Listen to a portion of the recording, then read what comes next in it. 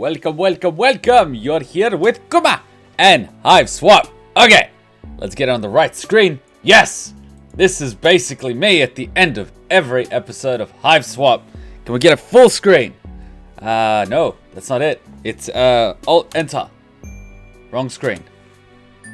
I want you to go full screen here. Alt Enter. Wrong screen. I want you to go on the left screen. No, not the credits. Options. Full screen. I want you on the other. I want you on this screen. Why are you so bad? Alt Enter. Why are you pushing it to the left screen? Hiveswap, who programmed you? Alright, as you can see, we can't get Hiveswap on the right screen. I need it on the left screen, and it doesn't want to go on the right screen because reasons. I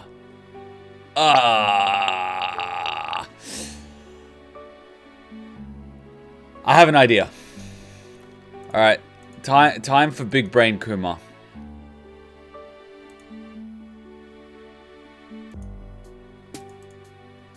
Alright, time for Big Brain Kuma. Give me 1 sec. Capture any full screen application. Capture a specific window. Big Brain Kuma time.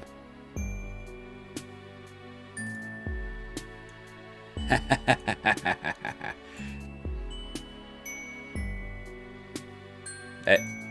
Oh, motherfucker.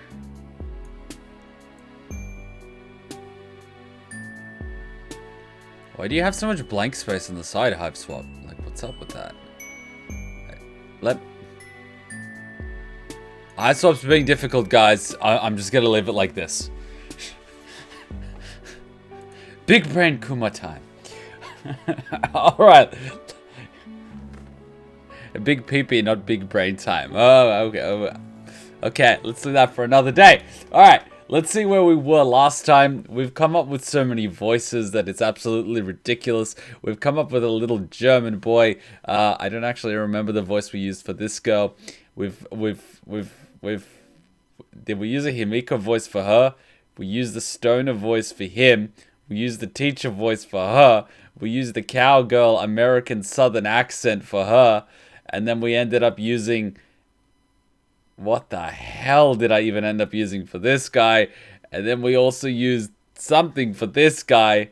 I am so... Alright, we're in volume 5. The craziness continues. Alright, here we go. I'm prepared. Walking. You sure are doing a lot of it recently. Back on Earth, you never got near this amount of exercise. You are gonna be so in shape when this is over. Provided you still have all your limbs attached and your bones uncrushed. You could probably come up with safer ways to travel. A taxi or some sort of bus system. But you don't have any money and you can't read signs. Also, you are routinely covered in blood and bruises. So, walking it is. Tired as you are, your feet still carry you forward. Friendship. It makes me sort of wonder, like, wouldn't his bruises be gone by now? Or at the very least, the blood? Alright, we've got yellow hoodie with horns. So I'm guessing this one's... we don't know what color he is. I'm going to guess yellow, because he's got so much yellow, but we don't know. And then we've got... could be working at a restaurant or a bar, but with those pants, I don't know. So we have question mark, and then we have Zebruch Kodak. Alright, so who do we go first, and what voice do we use? Because I obviously don't know anything about these guys, so I'm a little bit in the dark. So come on, who should we go with first, and which voice should we use? Come on. Let's have some fun with this. Alright, we got 1 vote for blue. Who else? It's Sans but yellow. I could see that. I could see that. I could see that. Alright, 2 votes for blue. Zebra is a bra, obviously. Oh, zebra. Oh, zebra. Alright, 1 vote for yellow, 2 votes for blue. Come on, come on, come on. Everyone get in on this. I know there's more of you than are commenting. Only 3 people have commented regarding color. No? You guys don't want to comment? Well, 2 people have already voted blue. 1 person has voted yellow. Alright, well, we seem to have a silent majority. But fair enough. It is what it is. Blue with a PC bro voice. PC bro? I've never done that before. Okay, let me try to channel my inner South Park PC principal voice. I haven't seen South Park in a while. I'm ashamed to say that. I've missed an entire season. I don't see 3 votes for yellow. I see a vote for blue. I see another vote for blue. I see, I don't know, voted for yellow. And then I see VML now voted for yellow. And Tapsa voted for yellow after already started blue. So, like, your votes came in late now. Come on, guys. PC voice. Okay, oversensitive to everything. It should be interesting. Your stroll takes you into a nice part of town that seems to have larger, more McMansion-style hives. Based on your past experience on Alternia, you're not quite certain that upper-class enclaves equal safety for you, but you might as well explore. You never know where you'll find your next friend. The power of positive thinking must be on your side because someone emerges out of the shadows of these sprawling suburbs. Oh, hello there, bruh. I don't believe we've met, bruh. I'm sure I would have remembered someone with such unique looks. You don't know where you are, do you, bruh? By this point in your time in Alternia, you don't know if it's wise. You don't know if it's wise.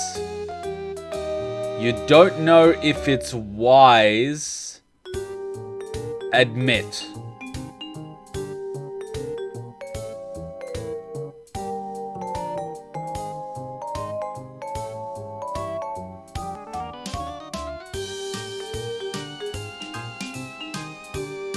Okay?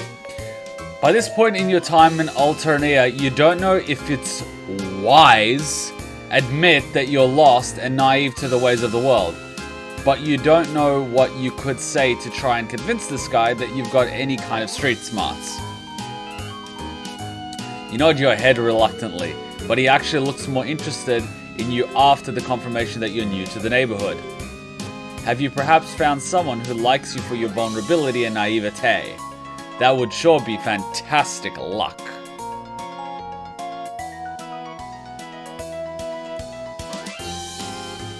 It's a good thing that I found you, bruh. Not everyone is as respectful of low bloods as I am, bruh. Oh, but I shouldn't make assumptions just because you're not much to look at. My bad, bruh. That was insensitive and inappropriate.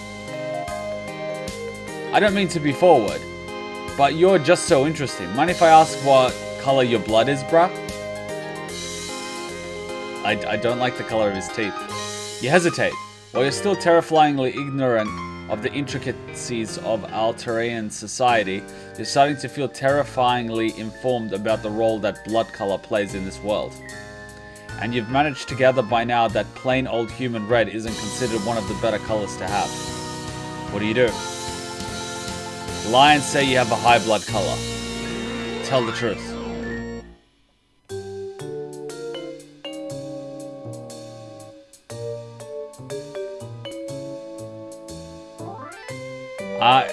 I tell the truth. Red, huh? Wow, that's so unique. I've always liked the color red, bruh. I don't think I'll ever filled a quadrant with a red blood before. What?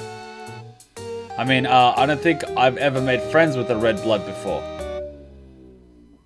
And just like that, we're going to become a demonic sacrifice.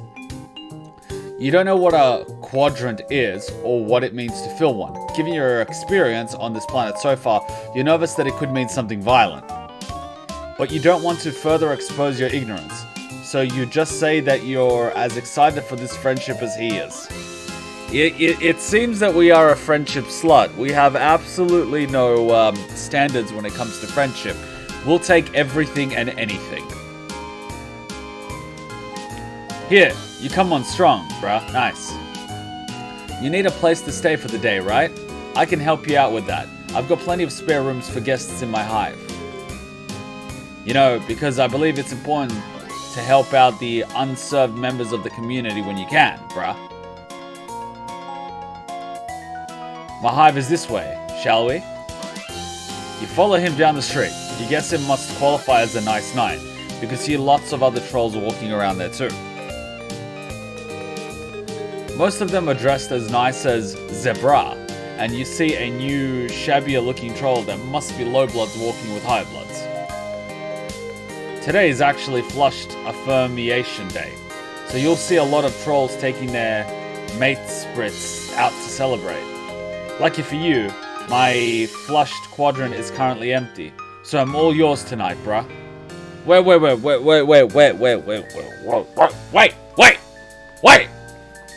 Wait a minute! Lucky for you, my flushed quadrant is currently empty, so I'm all yours tonight. When he says quadrant, is he talking about time? Or is he talking about a physical space? I'm a little apprehensive. That sounds a little weird. He doesn't need to be all yours, you assure him. You're an easygoing individual who's happy to share their friends with plenty of other friends. Including other people, because sharing is caring in a socialist society where we're all equal. So, yeah. Sure, bruh. Sharing can be a good time if you're into that, bruh. I don't want to let my assumptions get out of hand here. But there is a lot of bloody love hearts in this text speech, and a lot of winking going on, and a lot of yeah, looking good, which is a subconscious tick that you care about how you look, which is why a lot of girls, when they find a cute guy, they're like, oh, do I look clean? And a lot of guys, when there's a girl they find attractive, is like, oh, is my fly zipped up, sort of thing. I could be speaking personally, like maybe with two low bloods, but not in an objectifying way. Everyone involved has got respect for each other, you know, bruh. Whoa, what? You have no idea how your innocent compliment about friendship got taken to this particular place. You decide that maybe the best thing to say here is nothing, because who knows how he might misinterpret you next. And as we know, silence is not consent. Huh. Looks like there are a lot of high bloods, low blood couples out tonight for the holiday, bruh. Pretty unusual to see in this neighborhood, to be honest, bruh. It's sad, bruh. But most of these low bloods are probably with their mate spirits because it's socially advantageous, bruh. Pretty shitty of the high bloods to take advantage of that, bruh. But not everyone is as socially conscious as I am, bruh. I only date people my level, bruh. Cause I'm just like that, bruh. I'm presumptuous like that, bruh. I assume there is no such thing as getting along with people, bruh. All I look at is social standing, bruh. Cause I'm a bruh. Anyone of higher standing, bruh, that dates someone of lower standing, bruh, is obviously taking advantage of them, bruh. It can't ever be the other way around, bruh. No one from a well-off family can be naive, bruh. It's just how it is, bruh. Cause you know, bruh. That's just how it is, bruh. I think it's super terrible when high bloods don't treat their low blood mate spirits like the queens that they are, bruh.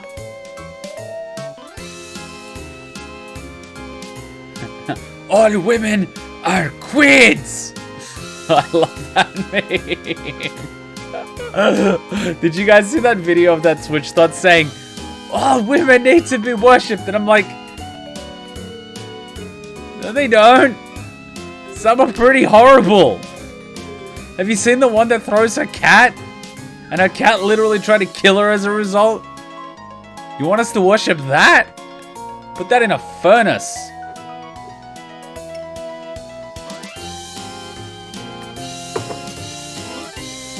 You look around at all the other couples. The class divide is pretty noticeable, and some of the high blood trolls have scornful looks on their faces when talking to their low blood dates. One troll dressed in cerulean is making her shabby dressed mate spirit kneel down so he can give her a ride on his shoulders. Yeah, bruh. That's one of those white knights, bruh. Wanna be like him, bruh? Be ridden like a little pony, bruh? Oh god, we're having fun with this. It could maybe be a cute coupley thing, you guess. Except she's sure laughing a lot as he has the heel of her boot pressing into the back of his neck. You don't want to spectate about what people might be into. No, you don't want to speculate about what people might be into. But it does seem kind of humiliating. It's pronounced cerulean. Cerulean. Thank you. Zebra sees where you're looking and shudders theatrically. In the process of waving his arms around in disgust, he slips an arm over your shoulders. Big brain time. Wait, I was saving this for the cinema. Shit! It's like that old penis in the popcorn trick, you know? What they don't tell you about is that melted butter is actually quite hot.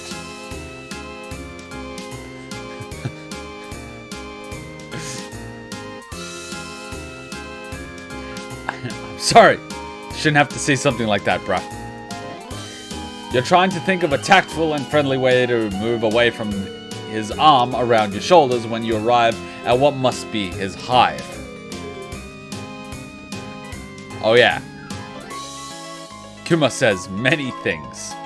It's the biggest and most McMansiony hive on the block, and when he stops in front of it, he lets go of you to gesture proudly as he's sprawling home. Welcome to my humble abode, bruh. This face is like, welcome to my home. Welcome to my room.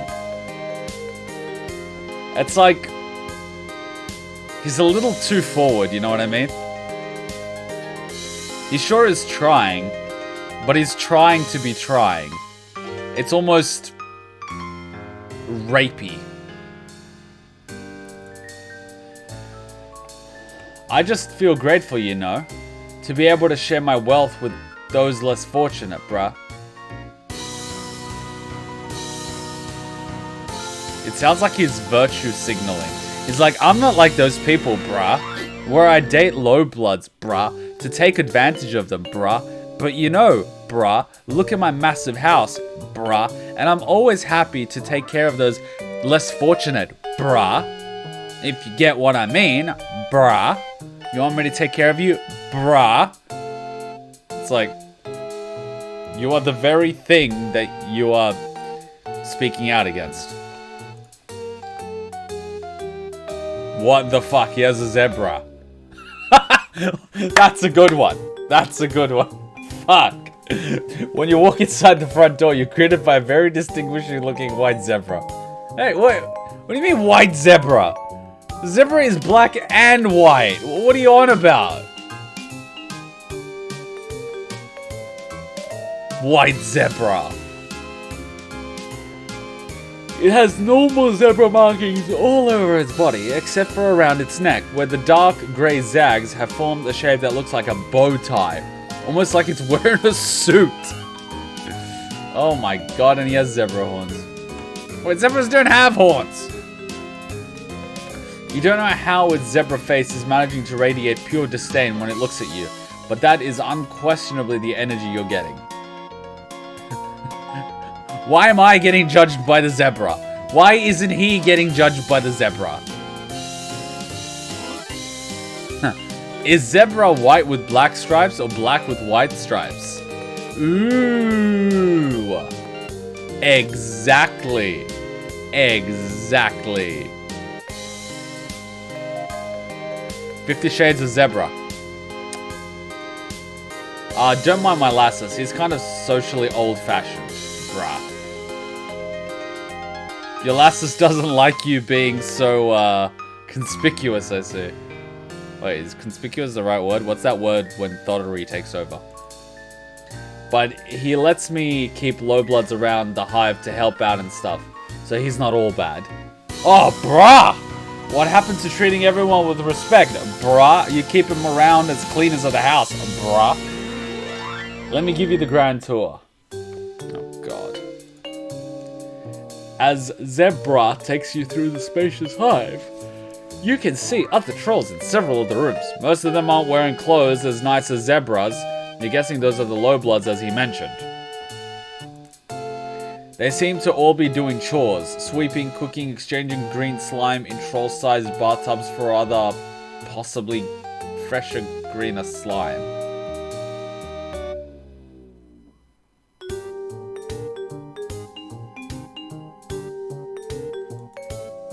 Each of them glances up at you and Zebra when you pass by, then looks deferentially away.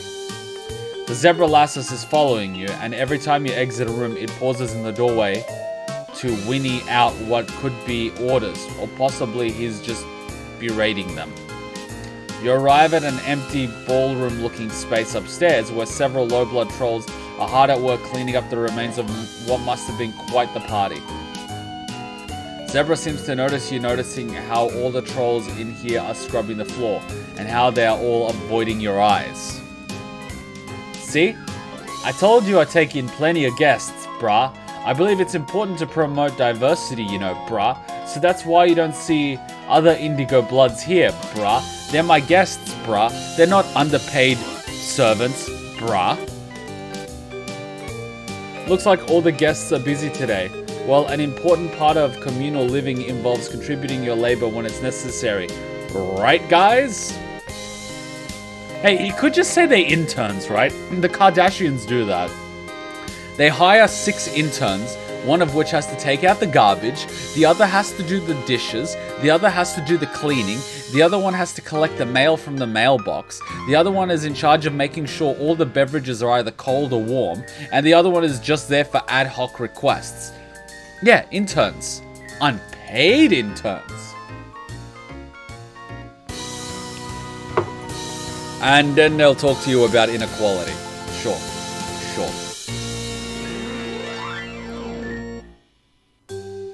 A few lowbloods mutter an affirmation, while others just put their sponges and mops down to prostrate their whole bodies on the floor. Zebra looks a little uncomfortable with the bowing, but not that uncomfortable. Ugh. What the hell? He doesn't introduce you to any of them. Because here we don't have names. We're all comrades.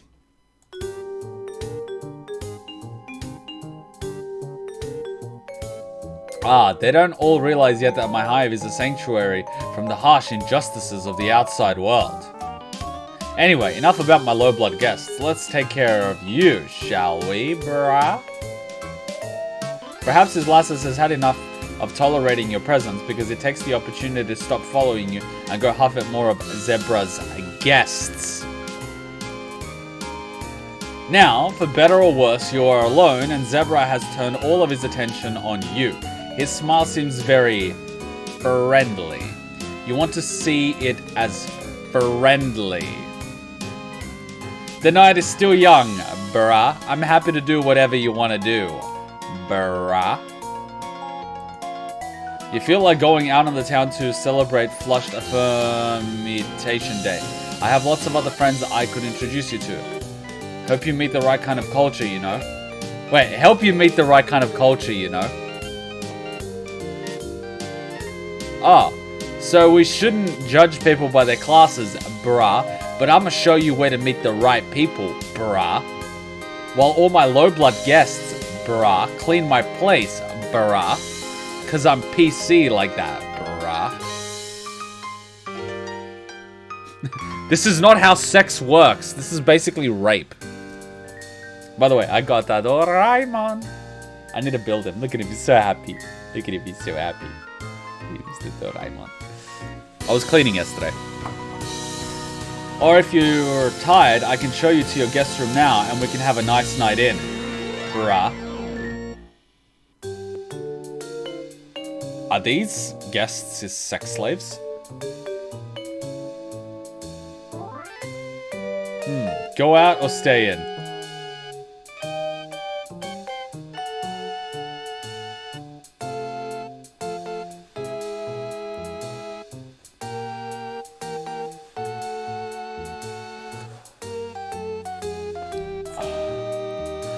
Show me to my room, please.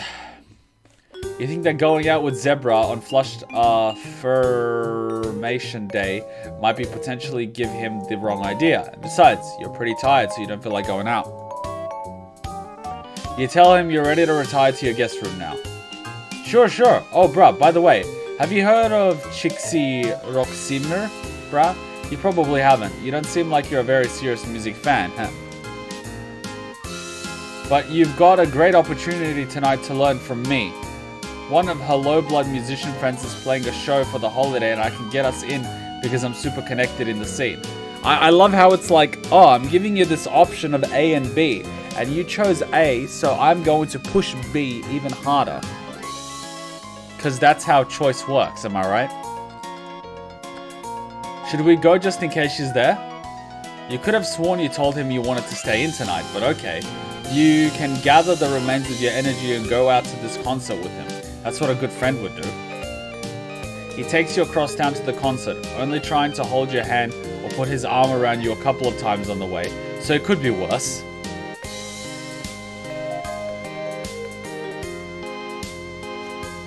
This is fucking rapey! This is the type of rapey shit, like, that goes on, and people think like, oh, he's sweet and confident. No, he's not! He's a fucking rapist! And a predator!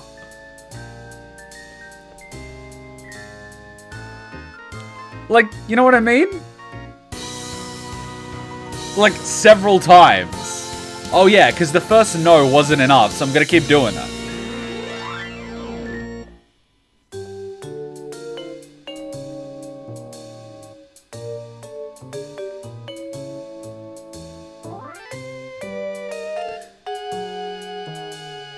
Maybe hand-holding is totally platonic on Alterina, so you hope so. Is that a speaker or is that an alien? Because I don't know at this point. The concert itself is one troll with a guitar and a harmonica who, according to Zebra, is a low-blood whose songs are spreading truly radical messages. Almost as radical as Chixie's. You'll enjoy the tunes as much as you can, but you don't understand what the lyrics are trying to say. You ask Zebra what the lyrics mean, since the message is apparently important to him, but he gets annoyed with your question. What? The lyrics are about... well, they're about a lot of things. Social justice and oppression and stuff. Wait, how do I... It's hard to explain to someone who doesn't really get it. Like, if you're not on my level already, I don't know what I can really say, you know, bruh. Get on my level, bruh. I'm so just, bruh. You know, these concepts are so radical, bruh, that I can't explain them in a sentence. Not because I don't understand them, bruh, but because, you know, you are way below me, bruh. But enough about music. I want to talk about you. What sort of things are you into? We haven't had many opportunities on Alternea to talk about your interests. How exciting. You say that you like playing games, but he's already interrupting you. cool. Sounds great. Really interesting stuff.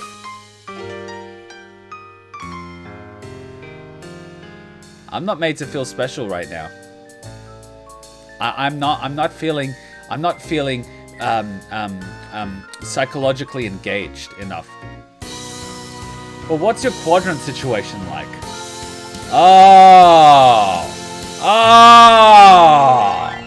So you want to know if I have a boyfriend? Well, you know what? Even if I didn't have a boyfriend, brah, I'd say I have a boyfriend, brah. You know why? Brah, because fuck you, brah. And I have a feeling that's not going to stop him. It's harder to pretend that you know what he's talking about now that he's asked you about quadrants directly. You admit that you have no idea what he means by quadrant situation. Whoa, you're even more clueless than I thought. Bruh. It's okay. I like that, bruh. You want to be more creepy about this shit, man? Fucking rapist. Don't worry, I still find you attractive. I love that. I love that. I love that. It's a backhanded compliment. It's okay. Like, you know, there's something wrong with that. I still like you anyway. Yeah, trying to lower my self-esteem so I feel like I'm not worth much so I don't have many options, bruh. You think you know this shit, bruh? Think you know this shit, bruh? Well, you know jack shit, bruh. You know jack shit, bruh. He goes into a brief, but not really brief enough explanation of the 4 types of romance on Alternia. Oh my god, 4? Well, I was gonna guess it was like none, and then like 1, and then like, you know, 2, you know what I mean? And you know, the one where you occasionally swap. Let's see what he's talking about. Mate spirit ship. The flushed quadrant, which to you sounds the most analogous to human romantic partnerships. I'm guessing that's just 1. Moi Raligence. The pale quadrant, which sounds like an exceptionally codependent friendship by human standards. So this is like the non-sexy quadrant. Auspictism. The ashen quadrant, which you don't understand at all.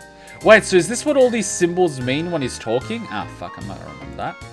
And Kismesistude. The black quadrant, which sounds like repeatedly hooking up with someone you hate.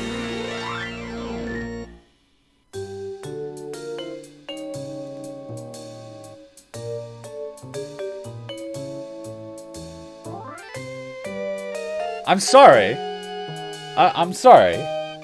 But if you're repeatedly hooking up with people, that's one thing. But if you're repeatedly hooking up with someone you absolutely hate, and then complaining about it, you are your own problem. Either that, or you're a fucking idiot. You can't be like, I absolutely hate them! They are the worst! I'm gonna go have sex with them again! But they're the absolute worst! Every time I have sex with them, they kick me out! 2 hours later. I can't believe that son of a bitch kicked me out! The definition of his insanity is performing the same action and expecting a different result. It's basically rivalry? Oh, god damn it. That's like blue sleeping with red. Or Jesus. You're fuzzy on the details of all 4 of these, but you understand enough to get that he's asking if you're single. You tell him that you, really just want to be friends.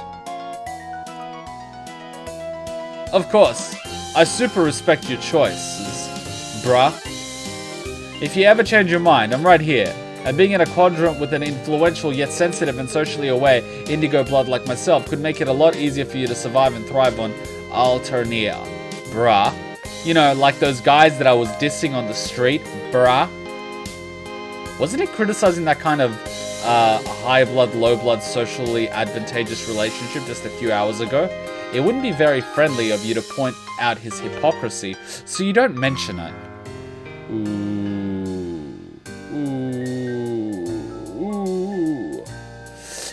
After another song, another troll at the club slides up to Zebra and whispers something in his ear, then scuts off again. Zebra looks alarmed. glancing around him and edging towards the club exit. I just got a tip there's about to be a culling at this concert. We should get out of here. You definitely agree with him about wanting to get out of here. You look around at the rest of the audience still enjoying the show, and you and Zebra are the only ones getting ready to leave. Is he going to warn any of the other trolls here of the danger? Oh, definitely not. If I were to warn any of these lowbloods that a culling is coming, that could mean risking my life too.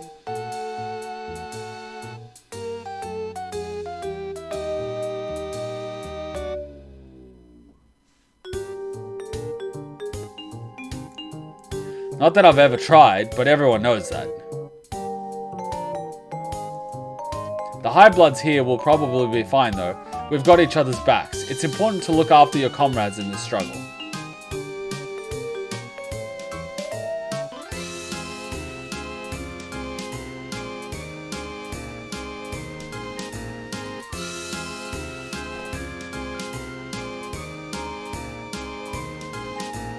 Sure enough, you can see the other trolls here who, much like Zebra, stand out because they're wearing nice clothes, are casually but urgently leaving the concert venue. The lowbloods are still clapping and singing along with the singer on stage. No one has given them a tip-off. Come on, we've got to scram.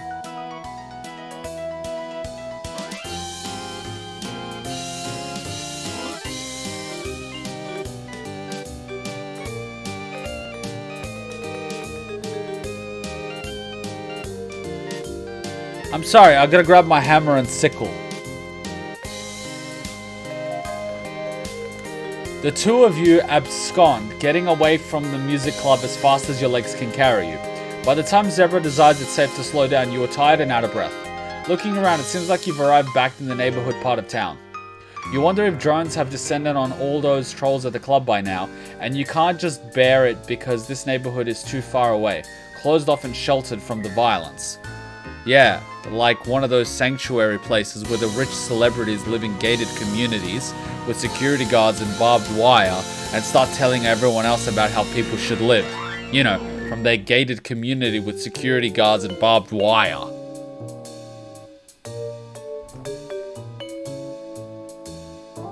Who have absolutely zero knowledge of how the things in the world actually work.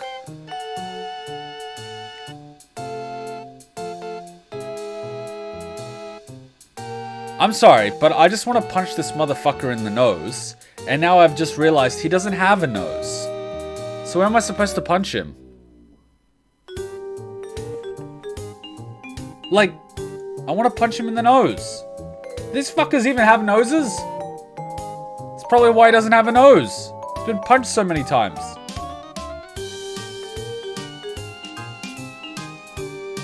Phew, that was a close one.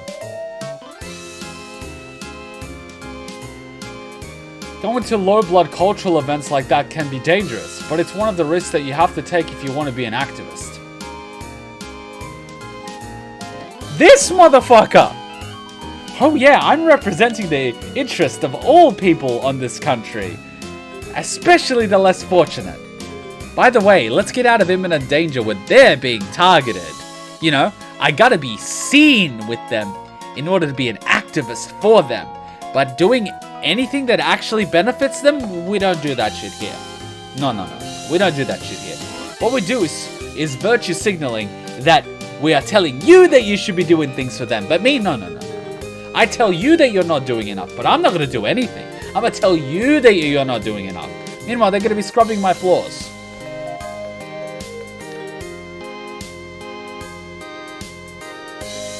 He's just a fucking SJW. That's all he is.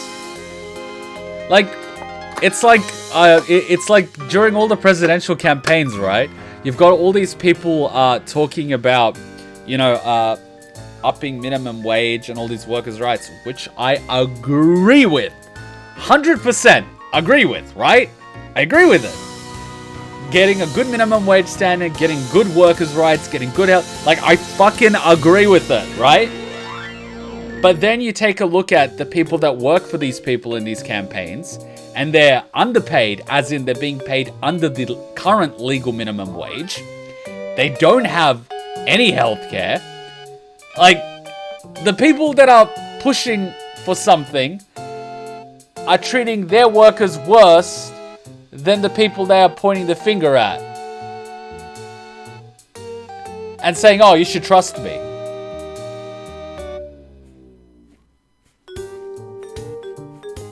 What?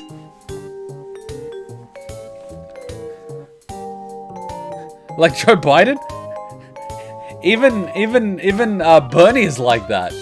All his workers and campaign managers are underpaid by the legal standards. Like under minimum wage. Under the current minimum wage, which is actually a joke. Meanwhile, Joe Biden... Oh yeah. Oh yeah. Mwah. Mwah. Mwah. It's like, get the fuck away from my daughter. Look at any of the politicians, as soon as Joe's away, they grab their kids and then move them away. Just notice that. Meanwhile, Bill and Prince Andrew going to the Lolita Express, you know what I mean? The world's sick. I can't tell how many times I've risked the culling to fight for low blood rights. Civil disobedience is the only way to fight the authoritarian state. I'm a good guy. I'm hip. Yeah.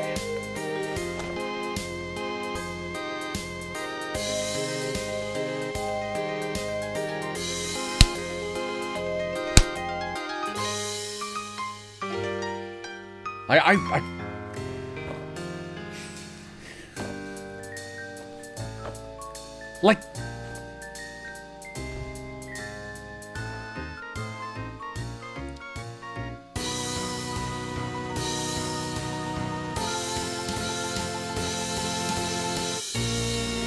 he turns to you and takes one of your hands in both of his, looking deep into your eyes.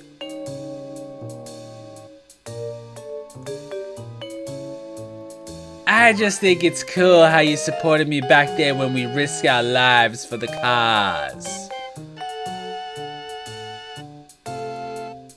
That's probably the best way you can contribute as an activist and ally, you know, brah, by supporting me.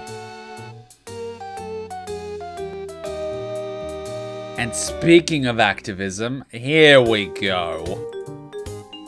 We were talking about quadrants earlier, let's get back to that, brah. You answered my question, brah, but let's talk about it again, brah, till you give the answer I want, brah. If he tried to grab me with his hand, I would twist his arm around, put my elbow on his elbow, and this side would be coming out the other.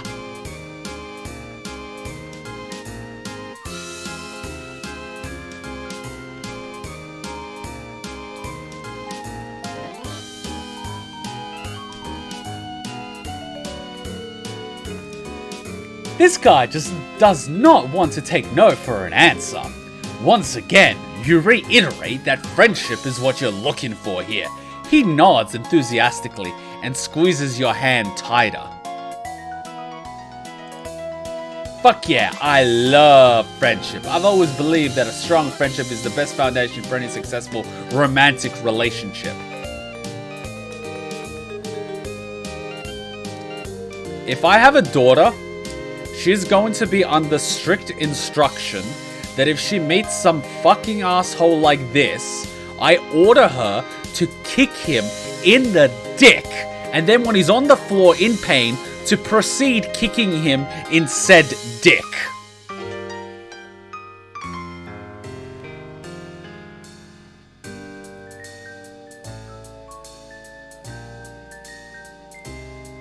And many trolls start by being friends first and entering into a quadrant later. And then I'm gonna order her to stomp on said dick, because clearly this guy shouldn't have one.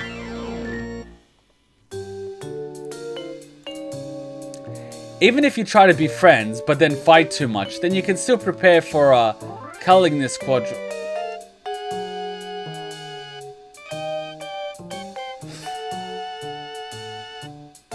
I just fucking shivered out of disgust.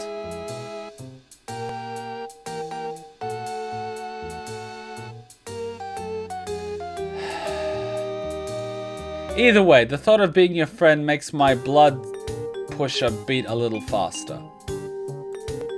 Sure, you say. If what we're doing is extolling the benefits of friendship, then boy, do you have some things to add to this list. For instance, friendship can give you a sense of platonic companionship with your fellow man, and friends can also come in handy when you need someone to help you move or take you to the airport or other non-romantic activities. You think friendship is a great thing to pursue for its own merits. Friendship is so great that once you have it, why would you want anything more? Hell yeah, totally, you're so right that friendship is a great first step.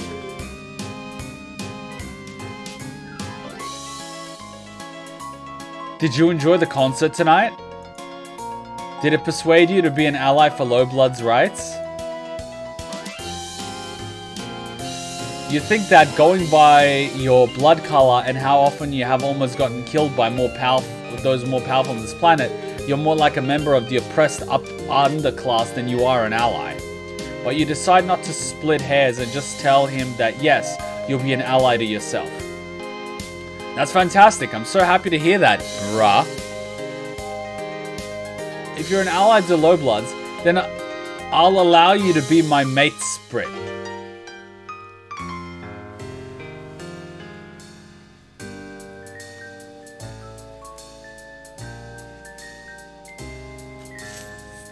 Ignore the kicking. Fucking metal bat across the face. Like, fuck it.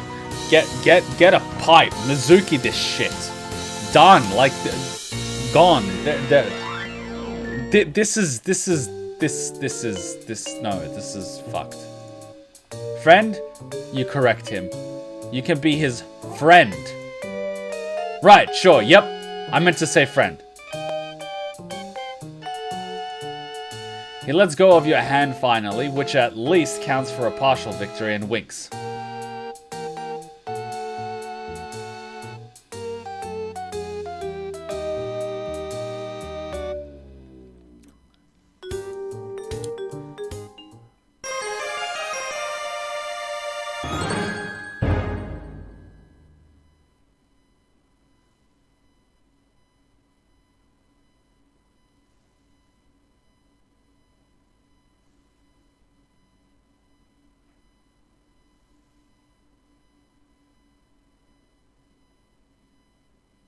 How is this?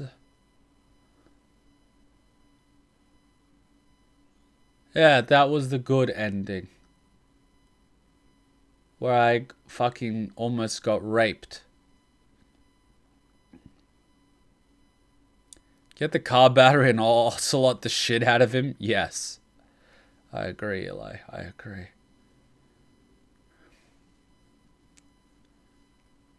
Let me find it. Let me find it. Where is it? Here we go. South Park.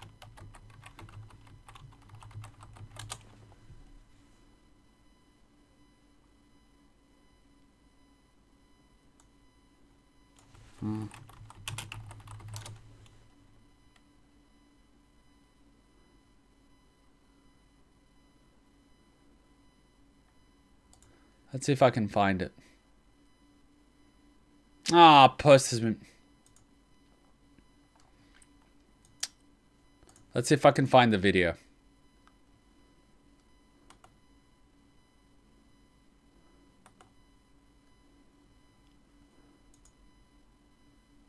Oh my god, not available in my country.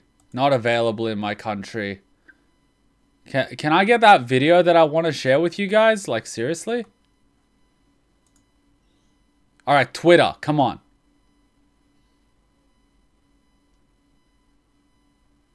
Oh, I want the video. God damn it. Alright, I'm looking from that South Park video from the episode Red Sleigh Down. It's when the Iraqis torture Santa Claus with a car battery on his testicles. I wanted to insert that clip here. Unfortunately, I cannot. Because copyright and bullshittery seems to have destroyed YouTube. I can't put a 10-second South Park clip, which, by the way, South Park doesn't care about, in a video.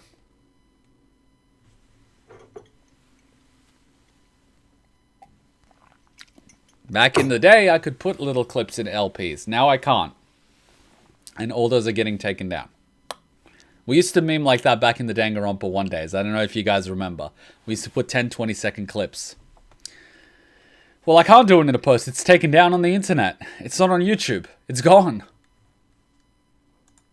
I'll try to look at it. YouTube.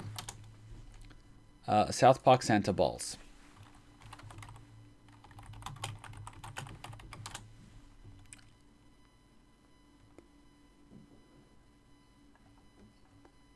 Yeah, nope. It's gone.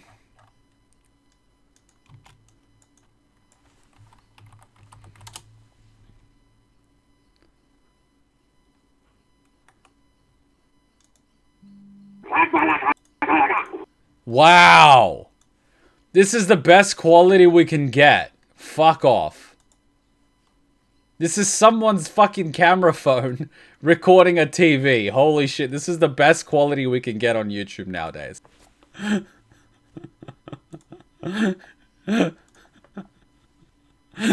Can we do that to this guy? Can we go full Ocelot on him? I don't know if you guys have seen Metal Gear Solid 5, but they have a full-blown torture scene in that one that gives GTA 5 a run for its money. Let's do that to this guy. Get me that wind-up battery, you know? The one you wind up and just like... Let's go to town.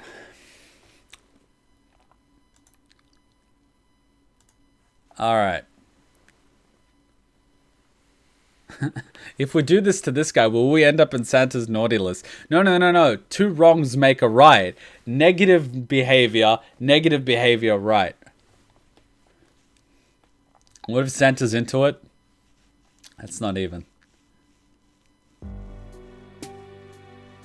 Why do you want to be friends with these people, you idiot? Like, this... The more I play this, the more I end up being... Oh, does this move? That's cool. The more I end up being this guy. Why on earth does he want to be friends with some of these people? Alright, let's see what the negative endings were. Because clearly, like, I don't really want to know, but I have to know in that I hate this guy.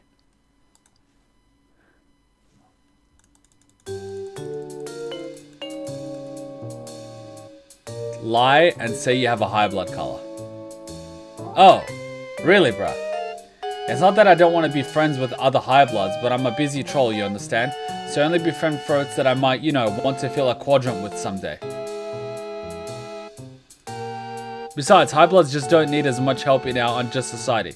Stay awakened, bruh. He pumps his fist in the air, and immediately you copy him, but the gesture doesn't seem to be enough to change his mind about not being impressed enough for his tastes. So I just don't think it's gonna work out between us, bruh. Out of his league.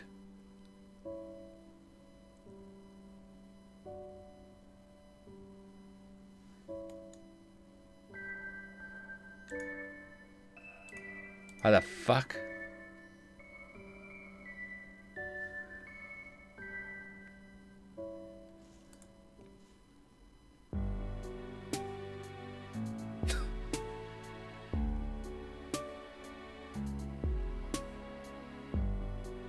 I'm starting to think that Hiveswap is a commentary on our society.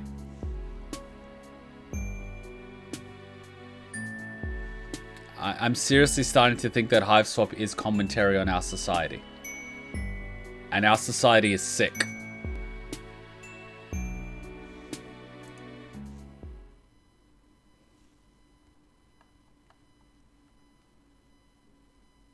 Which means, am I this girl? Because I don't think I am. I'm not cruel to people and have them in my cage. Like, I'm not like that shit. This is Logan Paul.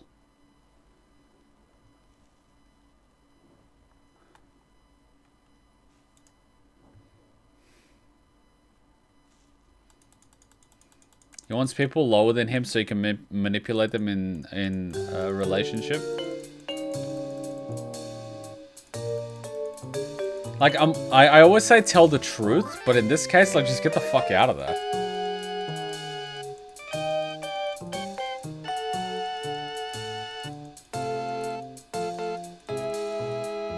Let's go out.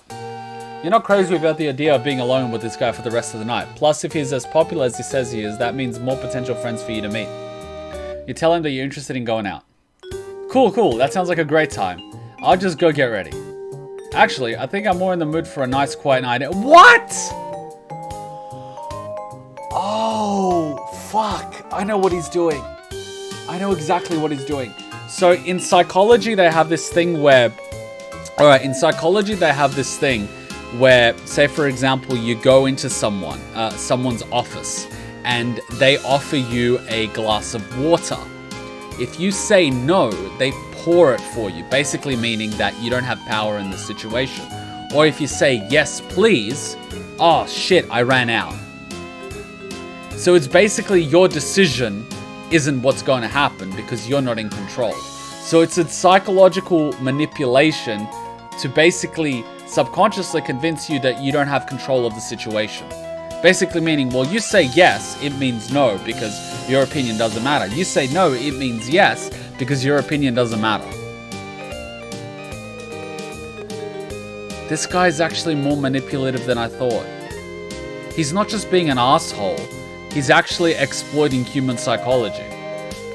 He's conditioning these people into feeling like they don't have any power over the situation. That is such a fucking rapist thing.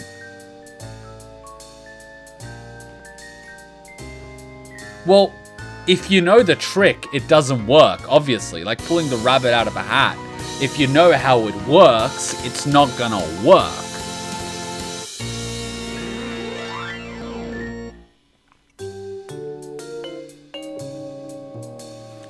Well, if you know that trick, random, yeah. But, like, I'm just pointing out what this fucker's doing.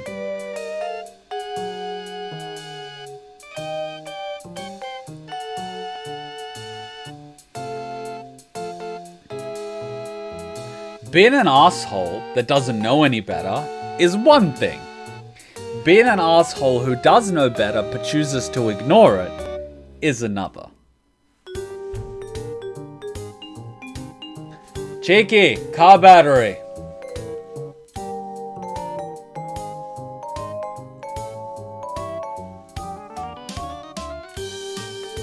Maybe television streaming service and lower the temperature, if that's cool with you. Bruh. Boy, if that has the same connotations as it does on Earth, it's not cool with you. You stumble through expressing some misgivings, but he talks over you. Great, sounds like we both feel like staying in tonight, bruh. I'm not gonna lie, bruh. I'm psyched to stay in and have you all to myself, bruh. I just want you to feel comfortable whatever we choose to do, bruh. You're not sure why he asked you what you wanted to do since your preferences don't seem to matter much. My lasses and my guests have probably prepared a delicious meal for you by now, but let's finish the tour first, bruh. I assume you want to see my room, bruh.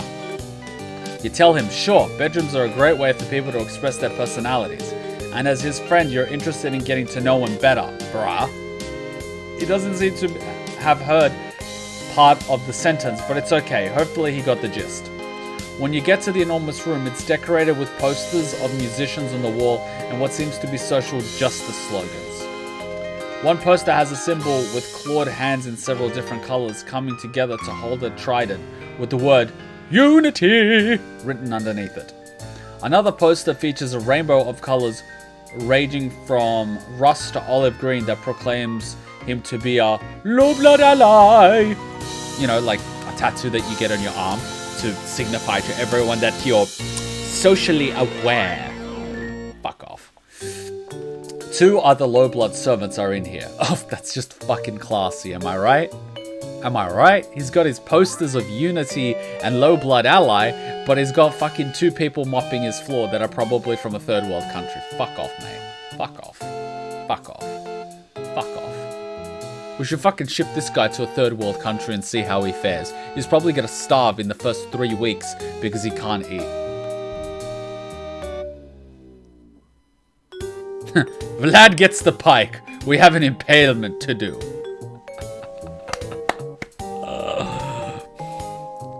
Unity, also known as conform. What he doesn't tell you about this conformity is that he's not going to conform to you. He wants you to conform to everyone else that serves him. You know what I want to do with that little horn?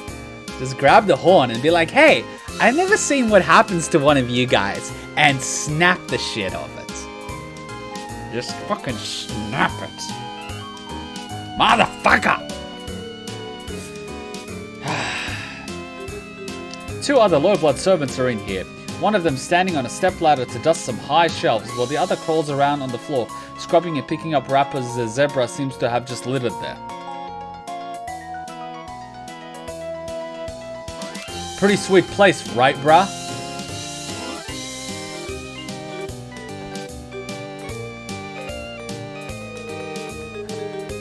When you're going, I just want to grab a pair of fucking pliers.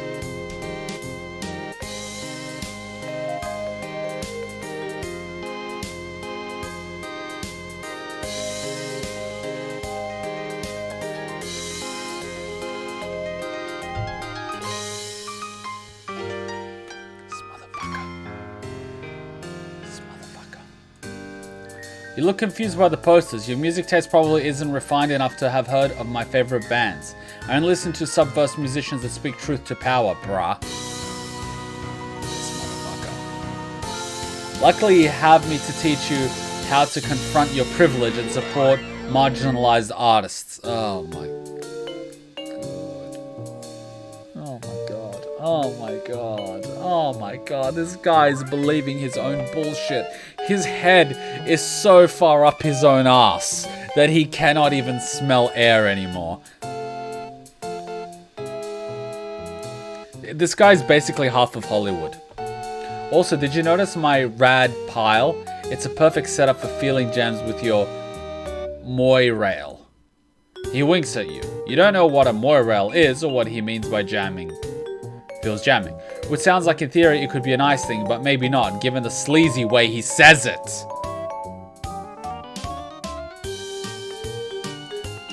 You tell him that it looks like a very nice pile of things. You spot a couple pillows, what looks like a puppet with a disturbingly long nose, some random bow ties, a few horseshoes. You look intrigued. Want to lie down on it for a second? We don't have to do anything, but sometimes it can be nice to just, you know, pacify each other a little bit.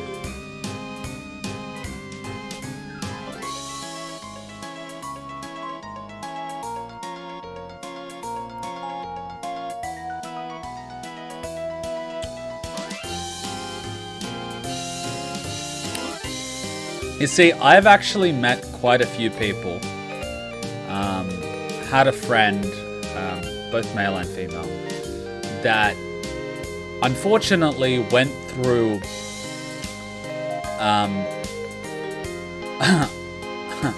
well, let's try not to sugarcoat it, were basically raped.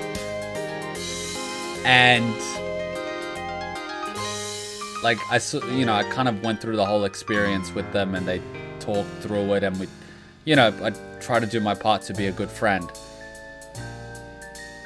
And a lot of the shit this motherfucker is doing just...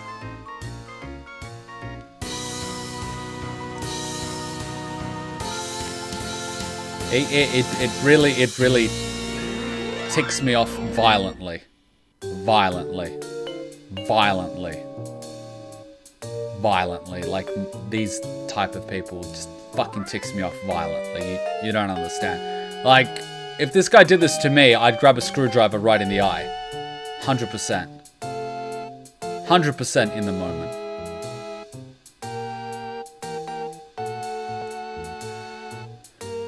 He sprawls on the pile in what he probably thinks is an enticing way, like he wants you to draw him like one of your French girls. You turn away to try and hide the disturbed expression on your face, because turning down his advances probably isn't the best way to secure his friendship. Like, you can't be friends with these people. These people are predators. These people are fucking social degenerates. They're not even people. They're cockroaches in the cracks of society. They're the fucking cockroaches in the cracks of society that come out at night to feed on breadcrumbs when you're not expecting it, spreading disease. Oh, I'm not into torture justice. What I mean is if I did that to him, he wouldn't be able to ever do it again. He'd be so scared of social interaction, he'd be so mauled by it, that he wouldn't ever attempt it again. I'd be preventing the next victim, and the victim after that, and the victim after that, and the victim after that. And that would be my justification if I had to answer to myself. It's like, well, I didn't only prevent myself from getting sexually abused by this guy, but I also protected the next person, and the next person, and the next person, and the next person. And the 3 dozen people after that. And possibly even children, because these motherfuckers, once they get to a certain stage, they're like, I can go after younger, easier.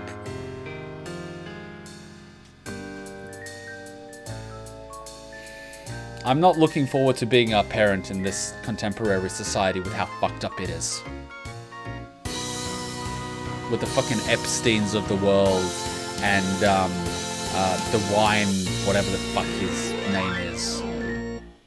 Like, and how socially accepted it is if you want to get anywhere in the music, modeling, or acting industry to fuck your way to the top. I don't want to be a parent in that, especially not to a female. I'm sorry, ladies, but like, I would struggle. I'd kill these motherfuckers.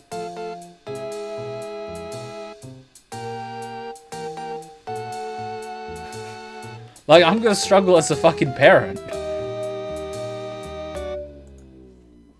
As your eyes cast about the rest of the room, you notice that the low-blood servant scrubbing the floor is having a coughing fit. You can tell that she's trying to cough unobtrusively, but it seems like she's hacking her lungs up, with each big cough racking her whole body and making her shoulders shake. Concerned, you crouch down by her side. She jumps when she notices your concern and mumbles that she's fine, that you don't need to worry. But she doesn't look fine. Now that you're getting a closer look, you can tell that she seems to be underfed and exhausted, with sickly shadow on her face and scrubbed up knees and elbows. She looks bad, and you know bad, considering how much of your time you've recently spent stumbling around with various excruciating injuries. You mention to Zebra that his guest is not looking so good. He frowns, getting up from his pile of stuff to come investigate, blinking down at you in confusion and not sparing a glance for the low blood. What? What are you even talking about, bruh? The servant tries to get back to her scrubbing, but she struggles with coughing and scrubbing simultaneously. It's hard for you to watch.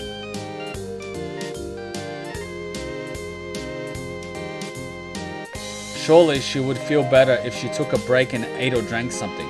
You asked Zebra about that hot meal he said he was going to cook for you. Maybe you could give some of it to this poor sick troll. Geez, you're making me look bad. Ha ha ha, bruh. Yeah, you are fucking bad. There's no way a guest in my house could be going hungry. I respect lowbloods and do everything in my power to take care of them, bruh. What, you think you're a better ally than I am, bruh?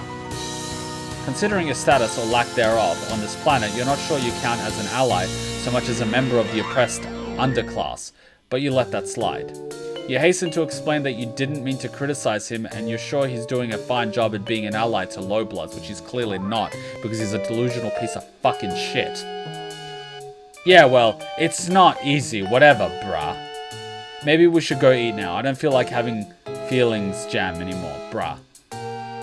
Yeah, let's completely ignore the underfed girl, because it's all about you. You know what? Now that I consider it in the US, and I find it very interesting, a lot of these celebrities and stuff are thinking that socialism, which inevitably leads to communism, is the way to go. Let's do it, but impose that no person from the US can migrate out of the US. You know what's going to happen? Eventually, everyone in society is going to rise up, realize that a very, very, very small part of the country holds all the wealth. Sure, distribute it.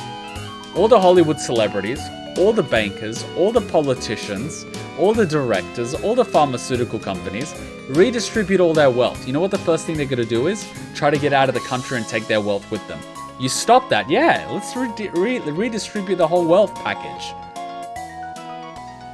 Everyone in the US will probably have enough to have $20 million, $30 million if it's redistributed. But they don't want that. That's what they don't tell you. They want equality where they're more equal than others. Actually, their idea of equality is no one else is more powerful than them.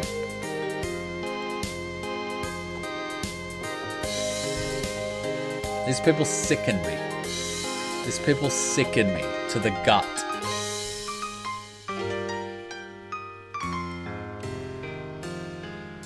He turns and leaves the room without showing any sign that he'll do something for the sick low blood. You mouth an apology to her behind his back and she just gives you a tired wave and goes back to scrubbing. This breaks my heart. Zebra leads you downstairs to the dining room where his Lassus is supervising a team of low blood setting up a table with what looks like a 4-course meal.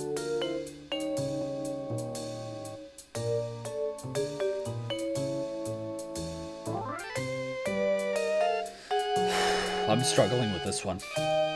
The look on the Lassus' zebra face is now even more disdainful than before, and its bow tie seems angrier. Looks like dinner is almost ready. Cool, bruh. Of course, you're probably not going to offer to pay for any of it, are you? Figures. Low bloods, I mean. Trolls in general are always expecting me to provide for them without ever offering any competence in return. I love this. He invites you to his house. He invites you for dinner in his house.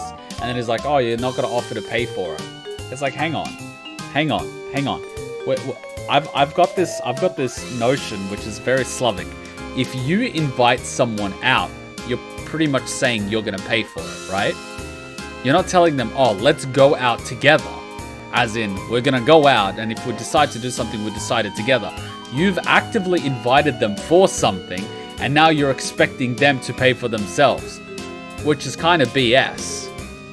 And now we're swinging it around like, well, I've prepared all this stuff for you, so, where's my compensation for my good deed, you know? Like, I provided you food, where's my blowjob?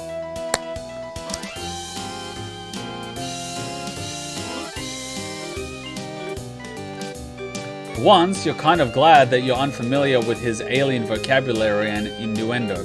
You have absolutely no money, which he definitely knows. You can pay him back for dinner in friendship? Yeah, well, I'm not sure if I want to be friends with someone who has a problem with the way I do activism. I have it on good authority from every other high blood I know that my intersexual paraxis is valid.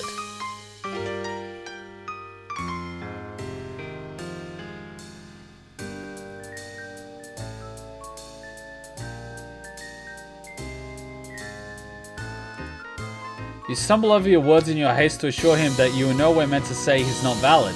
You've never met a troll so valid. No one believes in his validity more than you do. Whatever, let's just eat, bruh. You both sit down at the table while the low bloods set the table, light the candles, and serve the appetizer course.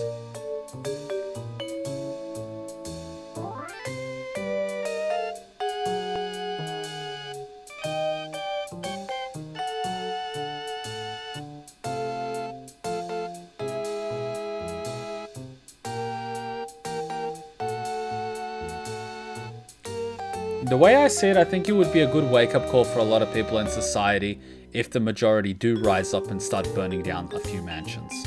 I'm not saying kill anyone, I'm just saying burn down a few fucking mansions. Half of them are empty anyway.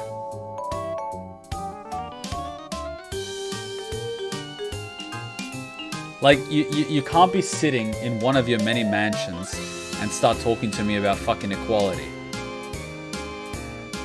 When you start providing rooms for free for disadvantaged people, sure. When you start helping, sure. But when you're doing absolutely nothing for nobody, don't take the moral high ground. You are the problem. You sit down at the table while the low bloods set the table, light the candles and serve the appetizer course. And they're all hungry and stuffed. You know, I hate you just as much, Zebra.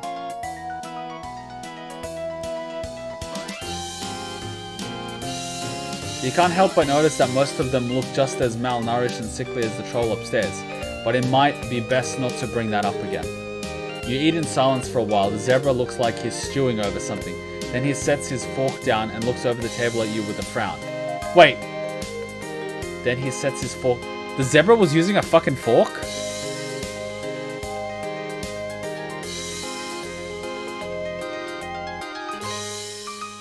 The zebra almost looks angry at me at the fact that I am shocked that it uses a fork.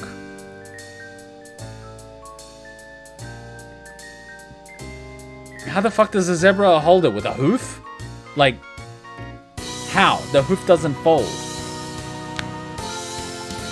Did you know that in one of the earlier Pokemon episodes you could see Eevee, Gary's Eevee, actually holding a cup of orange juice? Eevee can hold orange juice.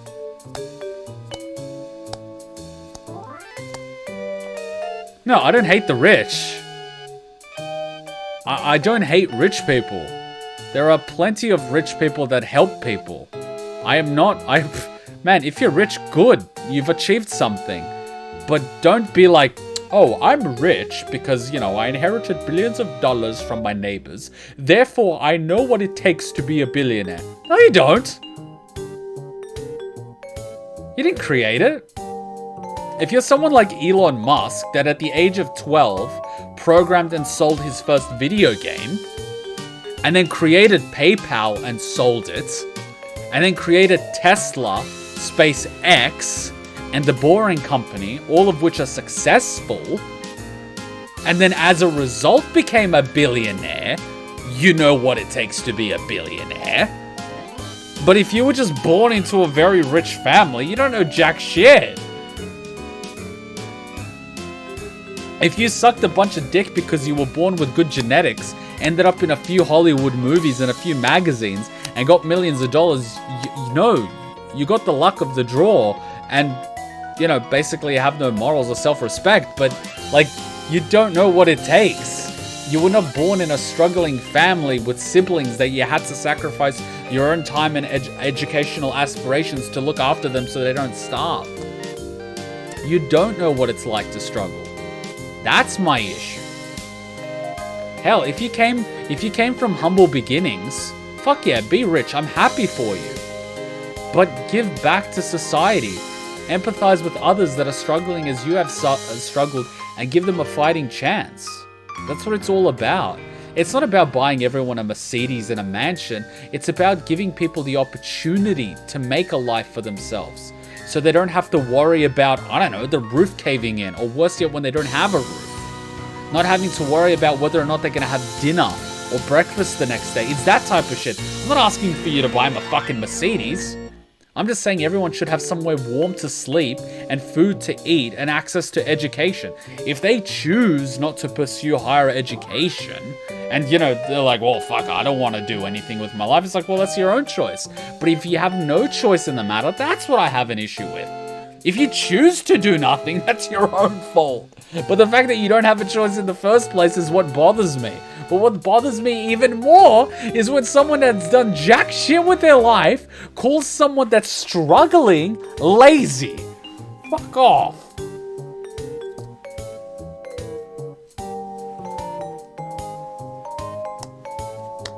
Just saying. I mean, electricity would be free if it wasn't for Tesla's invention, which was taken by Edison and monetized. So electricity would be free. Imagine if you guys never had to pay an electricity bill again in your life.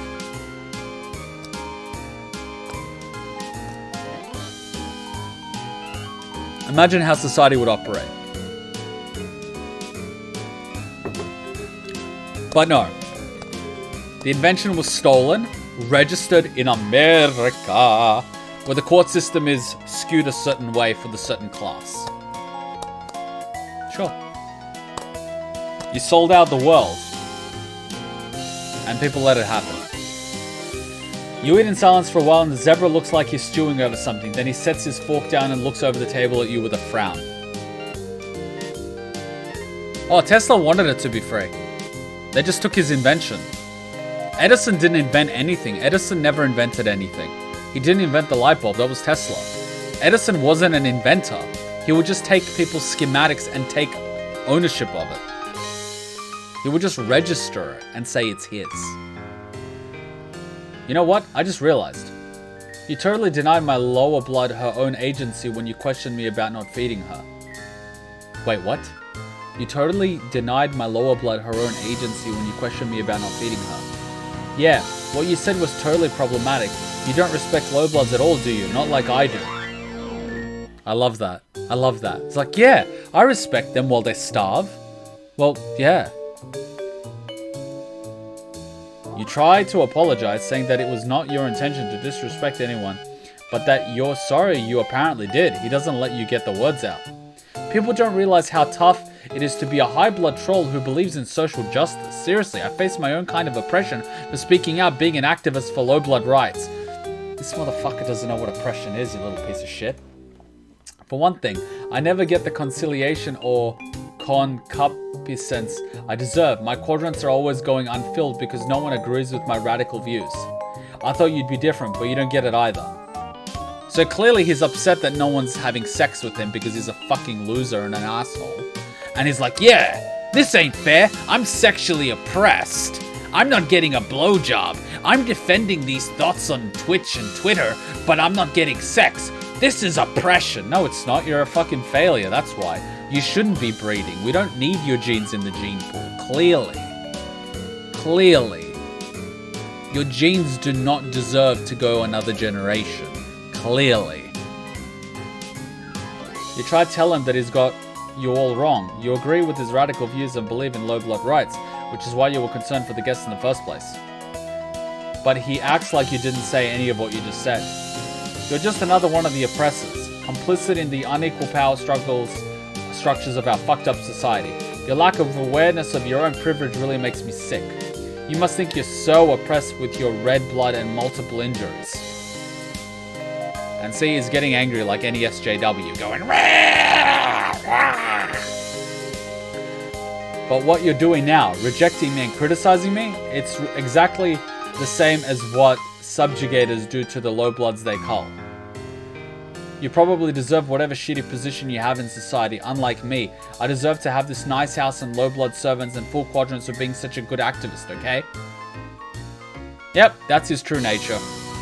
I deserve this house, these low blood servants, and a full quadrants for being such a good activist. I deserve sex because I pretend to be good. I defend you online, so you should give me a blowjob. That's not how sex works. I protected your rights 10 times. That entitles me to one sexy time. That's not how it works. I took you out on 10 dates. That qualifies for sexy time. That's not. I bought you a drink. You owe me a blowjob. What? He's standing up now, advancing on you with his zebra, stamping its hooves threateningly at his side. You scramble back, trying to make your way to the front door. It's tricky because you have to step around all the low bloods who seem to be strongly that they should get away from Zebra when he's angry. You don't make it to the front door fast enough on your own. With a terrifyingly equine scream, Zebra's lassus rears up on its hind legs and strikes you with its hooves, battering you through the front door and breaking some of your recently healed ribs again. Take your privilege and offensive views and get out. Anyone who doesn't respect low bloods is not welcome as a guest in my hive. It would behoove you to stay away.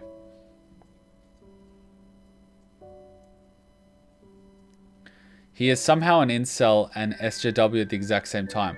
Also, what about the purple bloods? Kuma, stop. They're mutating and evolving at this. It should be a crime to be this level of delusional, dumb, and scummy. He should not breed. His genes should not make it to the next generation. Clearly, he's defective. He both knows exactly what he's doing, but he's also extremely delusional. Well, you could see that he's fueled by his impulse of lust. And he thinks the way to get lust is to portray himself a certain way. But he doesn't respect these people, which is why he treats them like absolute dog shit as servants. He only treats the ones he wants nicely because he thinks by treating them nicely they'll have sex with him. Meanwhile, anyone else he just sees as scum that shouldn't be fed and should just serve him. So he's got the mentality of the High Bloods in that he feels he should be served, which is probably why the High Bloods agree with him, but he just wants to, I don't know, fuck Low Bloods because that's his kink. That's pathetic.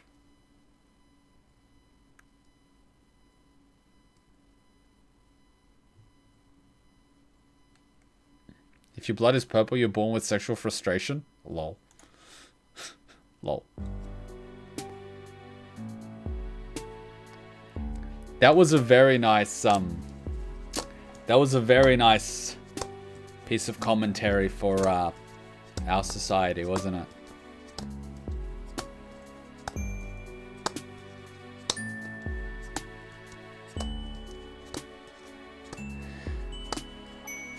I really want to edit out these little things as separate videos because I feel it deserves a little more publicity than it gets.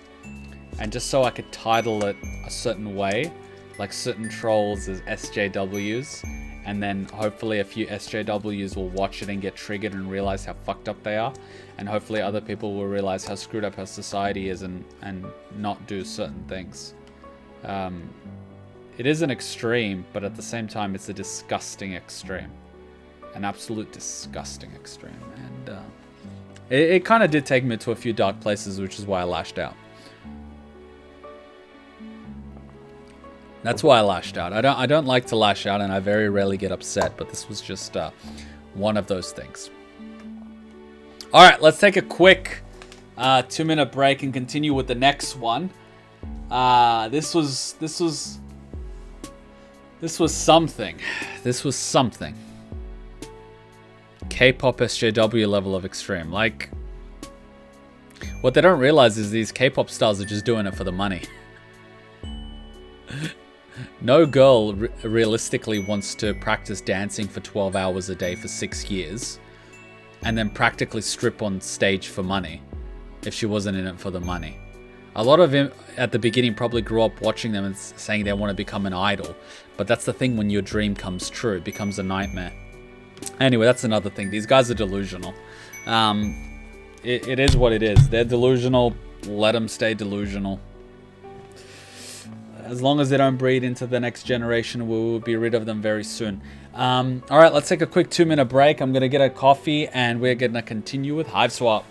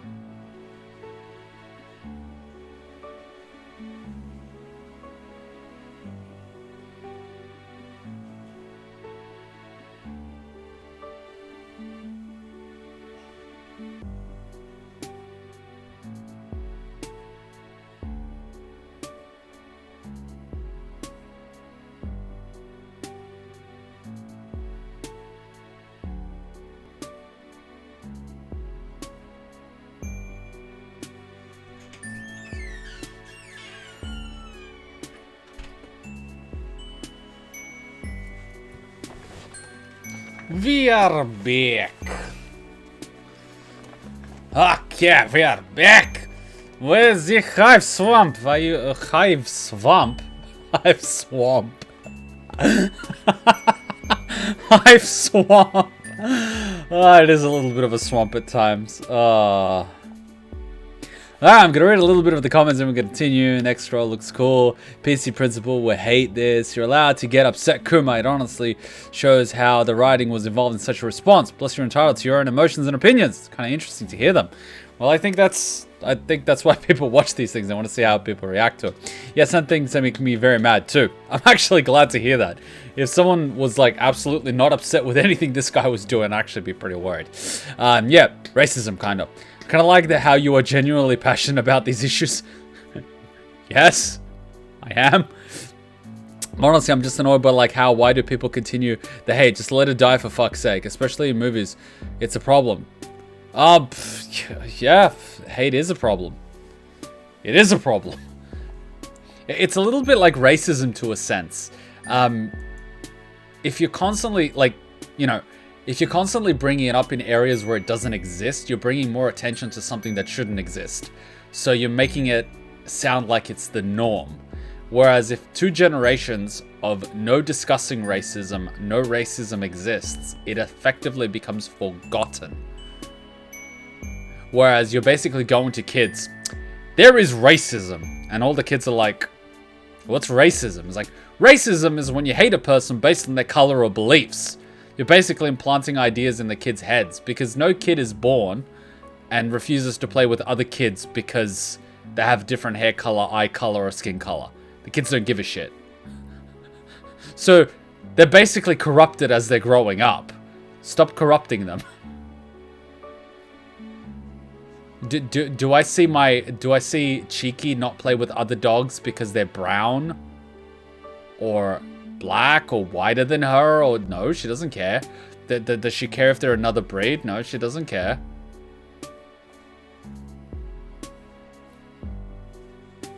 What do we care? Alright, time to continue. What voice are we going to do for this guy? The guy in the hood. Guy in the hood. Walking, you sure are doing a lot of it recently. Back on Earth, you never got near this amount of exercise. You are going to be in shape when this is over, provided you still have all your limbs attached and your bones uncrushed. You could probably come up with safer ways to travel, a taxi or some sort of bus system, but you don't have any money and you can't read signs. You're also genuinely covered in bloods and bruises, so walking it is. Tired as you are, your feet still carry you forward. Friendship! Alright, how do we voice this guy? Oh, 4 horns. Well, that's something. Gundam Tanaka? That's going to be a tough one. I never did a Gundam voice. Alright, I need something evil. Something evil.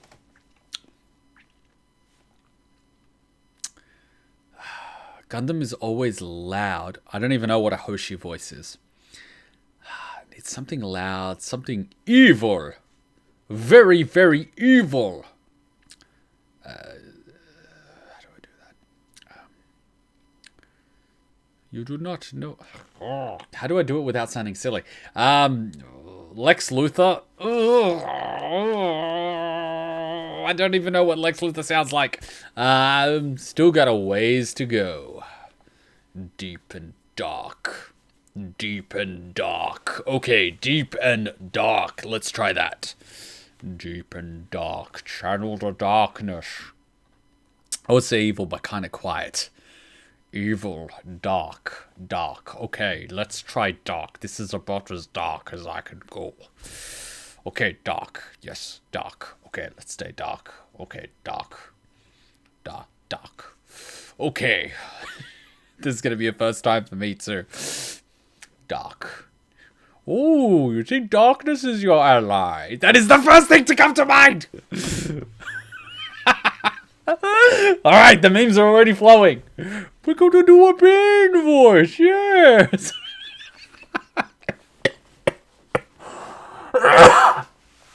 Corona strikes again. Alright. Alright. Oh, that was funny. Alright.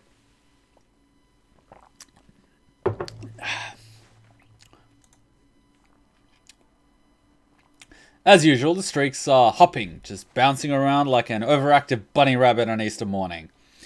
Up ahead at the intersection of streets is some kind of night market. Well, every market on Alternia is a night market. As previously stated, you are broke, but there's nothing wrong with a little bit of window shopping. Who knows what kind of awesome stuff you'll find. You can learn a lot about a culture by their stores. You are so intent on thinking positive thoughts that you are nearly at the market before you realize that quite a few people are coming toward you in the opposite direction. Some of them are running, actually, and screaming. Looks likely that something has gone down, violence-wise. Must be the Slavs. It's not a stampede. You aren't in any danger of being trampled, and the street is wide enough to just step aside and let the crowd pass by. Or it would be. Whoa, that music!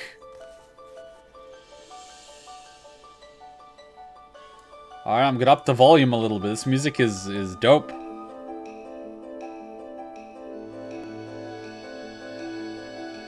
You get a brief, furtive glimpse of a pair of focused yellow eyes under a low-pulled hood. Then, a hand grabs yours so tightly the tips of your fingers go numb. With a rough yank, you are pulled into the flow of the crowd. The troll girl who has a hold of you speaks quietly and quickly. You have to lean your head in close to hear. Oh, so it's a girl! We are on a date. You're my Maysprit, or my Moiral, whichever you want. We're just a normal couple out for a night on the town. We're gonna go catch a movie and get some soft-serve grub cream. You feel me? Whoa, okay, that escalated quickly.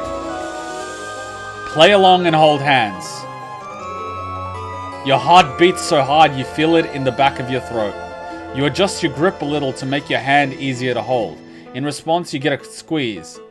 Like she's thanking you. How do you know it's a girl?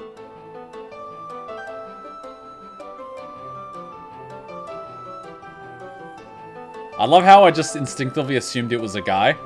Because hoodie and guys. Oh, but that's what I wanted you to think.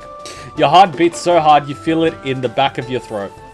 Adjust your grip a little to make your hand easier to hold. In response, you get a squeeze like she's thanking you. You match her pace, a surprisingly difficult feat considering how short she is. Behind you, people are still shouting. What the heck happened back there? Someone died! You figured that, but that's not exactly rare for Alternia, is it? You've seen way more dead people here in the last couple of days than you've seen throughout your entire life on your planet. You tell the troll girl you thought that was just kind of normal here. Normal? Sure, when low-bloods get killed, natural order of things, right? But with high-bloods, it's different. Personally, I don't give a shit about the natural order. Oh ho ho! So a high-blood is dead, and you are currently holding hands with the troll who did the dirty deed. She chose you to help her lay low, i.e., she made you her accomplice. You are now her friend.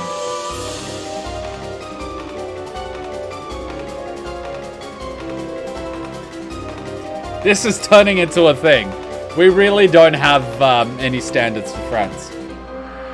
How would someone carry out a cold-blooded murder is a super friendly thing to do. What had she called you? Her Maysprit? You aren't sure what that is, but it sounds great. You ask her what you should call her. My name is Pewdiepie, but there's no reason to go throwing it around. Let's not talk at all. You want to point out that it won't look like a very convincing date if you were just walking in silence, but that would require talking, and she told you not to do that. A trio of those spiky robots go marching by, drones or whatever. Their big, ugly heads swivel back and forth, like they're looking for someone. Pewdiepie doesn't say anything and she keeps her eyes forward, but she goes as sharp as a laser, every muscle in her body tensing. You feel it through her hand, her fingertips tighten on yours until the drones disappear into the crowd. She yanks you around the corner into a smaller alley connecting two roads. There's nothing here but a pothole and a couple of dumpsters. Hold up a minute. Her hoodie has a symbol on the front of it. 2 overlapping golden ovals. Most trolls seem to have a symbol designating their blood color on them somewhere. This means she's a gold blood, right? Oh! She doesn't have 4 horns. And she's got damage on one of her horns. And she's got a tank top with a green little devil looking guy. That's interesting. She looks like one of those anime protagonists with that long hair. But then Pewdiepie yanks the sweatshirt over her head, and underneath she's wearing a tank top emblazoned with a symbol in olive green. It looks a little like a cat. It's pretty cute. She tosses the sweatshirt into the nearest dumpster and kicks a button on the side. A whoosh accompanied by the slurpy stink of immolation. Note to self, don't go dumpster diving in Alternia. Pewdiepie grabs your hand again as you head back out to the street. With her other hand, she works the tie out of her hair, shaking it out of its ponytail, letting it fall in thick, sweaty clumps across her neck. Next, she reaches up and takes part of her right horn off. Wait, no. It was a little bit of veneer, an artificial bit to cover up a notch in the chitin. What are all these random wardrobe changes about? Wow, a disguise. A Marky troll. Ooh. Do you know the way? Lord Illidan knows the way. You wonder until you actually begin to listen to some of the conversation happening around you and check out the billboard-sized screens mounted on the roofs of every block. Seems like the rumor mill is already going hard. Apparently a well-respected Violet Blood is dead, killed in public in full view of witnesses by a gold blood girl with a ponytail. Wow, you really are dealing with a professional here. I need to find somewhere to lay low until the heat turns down. I mean, we both do, since you're my associate now. I had a contact waiting, but don't know what happened to her. It's possible she got spooked. Got any ideas for likely hideouts? I'm not from around here. You wonder what in the world made her think you have any idea what's going on, ever. She keeps giving you sharp looks, as if she is gradually catching on to just who she has chosen to recruit. You want her to understand that no matter how busted you look, you're an amazing friend and conspirator. Well, here's your chance. What do you propose? Ooh, let's save. Hide out in one of these apartment buildings, catch a movie, and get some soft serve grub cream.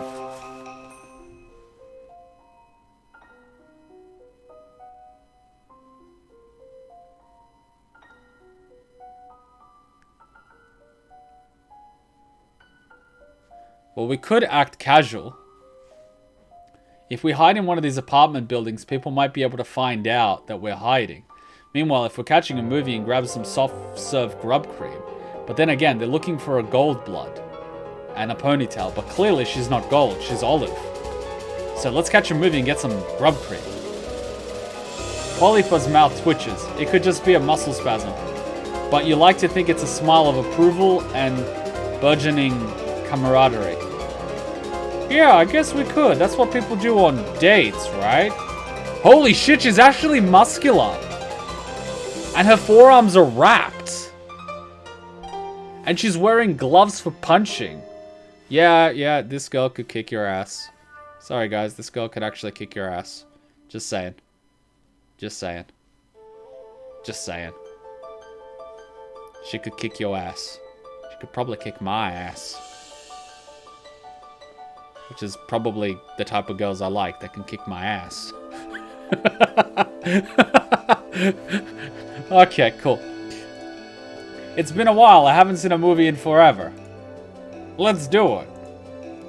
And we chose this voice. She squeezes your hand. You would have thought holding hands for so long would get sweaty and uncomfortable. You are certainly nervous enough, but her skin is surprisingly cool. With a couple of exceptions, all your new friends have been literally cold-blooded. also metaphorically for a few of them. But you aren't going to judge them for their lifestyle choices. That isn't your place as a friend. Regardless, your point is it's kind of nice holding hands even if it is under completely false murder pretenses. Come on, there's probably a theater in there. Makes sense, you aren't from around here and you don't think Pewdiepie is either, but you can always recognize a mall when you see one. Stores and escalators and fountains full of slimy mall water that's probably been in there for years. The biggest difference between this and an Earth mall is that there doesn't seem to be anyone working at any of these stores. Everything is automated. Oh, whoops. That and the top floor appears to be reserved for high bloods. Pewdiepie is still holding onto your hand. Gosh, it's like you really are on a real date.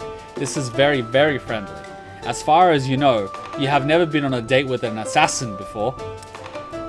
You can't read the showtime and descriptions and don't have any money, but Pewdiepie chooses the movie and pays for you both. She tosses a couple of coins into the slot and the machine spits out 2 tickets. You don't see any soft serve grub cream, but you are a little too squeezy from mingled nerves and excitement currently to deal with anything called grub cream. You do, however, stop for a bag of buttery exploded kernels at the concession stand. Oh wow, this is the theater. Look how grubby it looks. The theater you follow Pewdiepie into isn't crowded, but you still feel every pair of eyes setting on you as you walk up the steps. Your heart pounds and sweat slides down the back of your neck. You are just positive everyone can see right through you to this deeply controversial cross-species matchup you got going. Even worse, Pewdiepie takes a seat weirdly close to the only other group in here. Man, awkward. The movie starts playing. Apparently in Alternia, there aren't any trailers before movies. Kind of a bummer. If you're going to be stuck here, you want to know what hot new summer blockbusters you have to look forward to. Surprisingly, the movie turns out to be a romantic comedy. You expected Pewdiepie to choose a thriller or a horror movie. From what you can glean of the plot, it's about a beautiful young Jade Blood who gets involved with a visiting Blue Blood and their servant, a big bubbling bronze. The portrayal of Low Blood strikes you as vaguely offensive. They grunt and fall down a lot. The caverns look a lot fancier than you remember. From time to time you hang out with Bronya, just a lot bigger, more glittery.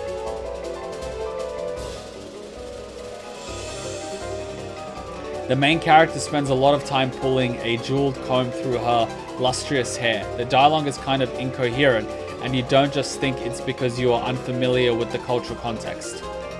It also doesn't help that Pewdiepie keeps up a running commentary throughout. The ban on conversation has apparently been lifted. I can't believe... Oh, I can't believe they added in mistaken identity storyline. So unnecessary. Also, Black Rum is so boring in comedies. There's just no punch to it. I can't believe how bad this is. I don't remember the book being this garbage, but I read it a long time ago. My taste may have been worse back then. You are looking at her in a whole new light. She shrugs, possibly a little self-conscious. What? You think I've been an assassin since I poopated? I used to have a blog for relationship advice and stuff like that. Yeah, let's just talk about your occupational hazard now. Of course, I was just messing around. I didn't know anything beyond what I'd read online. 2 characters are kissing on screen. You have no idea who they are. You are way more interested in the fact that Pewdiepie has decided to tell you her life story in the back of a movie theater. The deep blue light from a scene in the brooding caverns washes over her, making her look noble and sad. You are entranced. It didn't last though. I doubt it had anything to do with my blog, but a few sweeps ago, a group of kids broke into my hive. I think they were high, maybe so poor. Whatever. They stole a bunch of my shit, killed my lasses, and some little physonic fuck broke both my legs with his brain. Just because he thought it would be funny.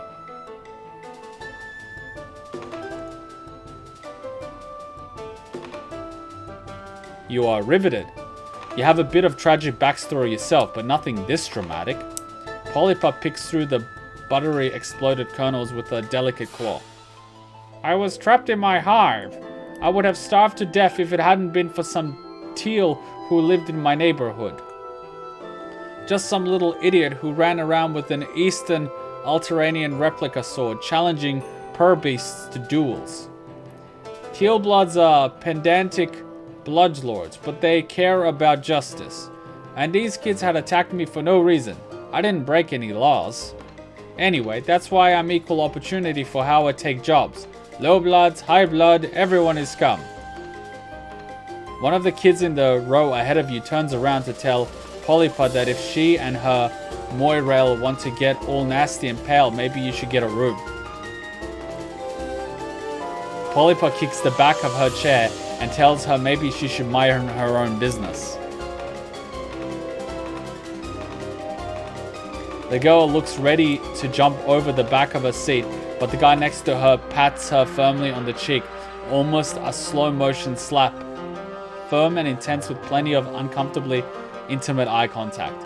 The girl settles down after that and everyone goes back to watching the movie. The rest of it goes by with your head spinning, your heart in your throat. You are glad Polypa trusts you enough to share her past, but you are nervous about her talking about it in public. Wasn't the whole point of coming to the movie to stay low? Thinking about it, when that girl sees the description in the alert, she's not going to be thinking about the noisy olive blood getting all conciliatory in public. It's way safer than skulking around, believe me. Gosh, Polypa really is an expert.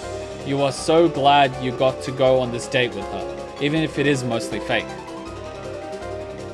As soon as you are back on the street, Polypa pulls out her phone. Slowly her face falls. Fuck! That little nuke clicker.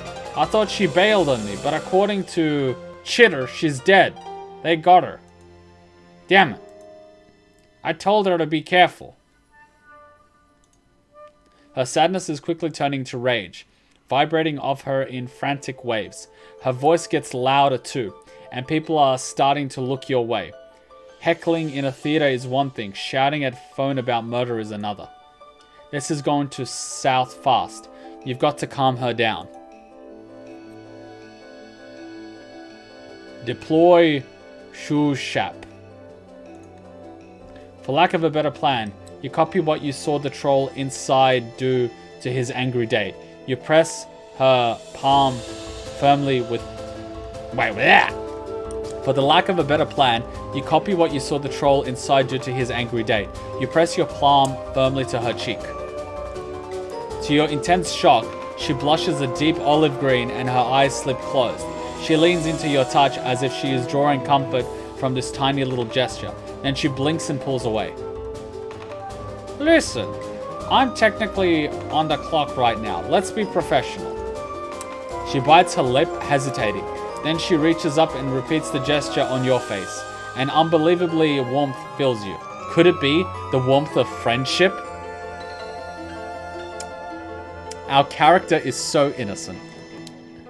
You're a weird-looking double-horn amputee with very few social skills, terrible survival instincts, and both short-term and long-term memory loss. But you're all right. Such a nice way to sum up our dating profile. If we ever want to earn a little extra cash, I could use a partner I can depend on. Is it raining? No, those are just tears in your eyes. Tears of gratitude. Okay, don't get too choked up. You're definitely just gonna be baked. You assure Polpa that due to your general ineptitude, you wouldn't want it any other way.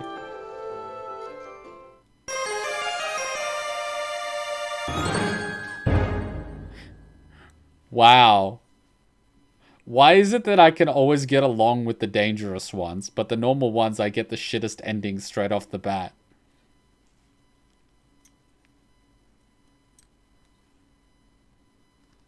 So we understand Dorothea in Fire Emblem, even though I cannot approve of that thottery, and we get along with the assassin.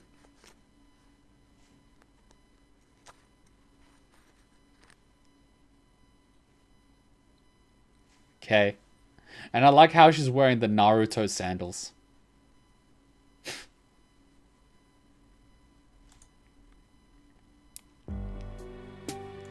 Alright, let's try the shitty endings. Oh, we can load the shitty endings. Where's the shitty one? Hide out in one of these apartment buildings.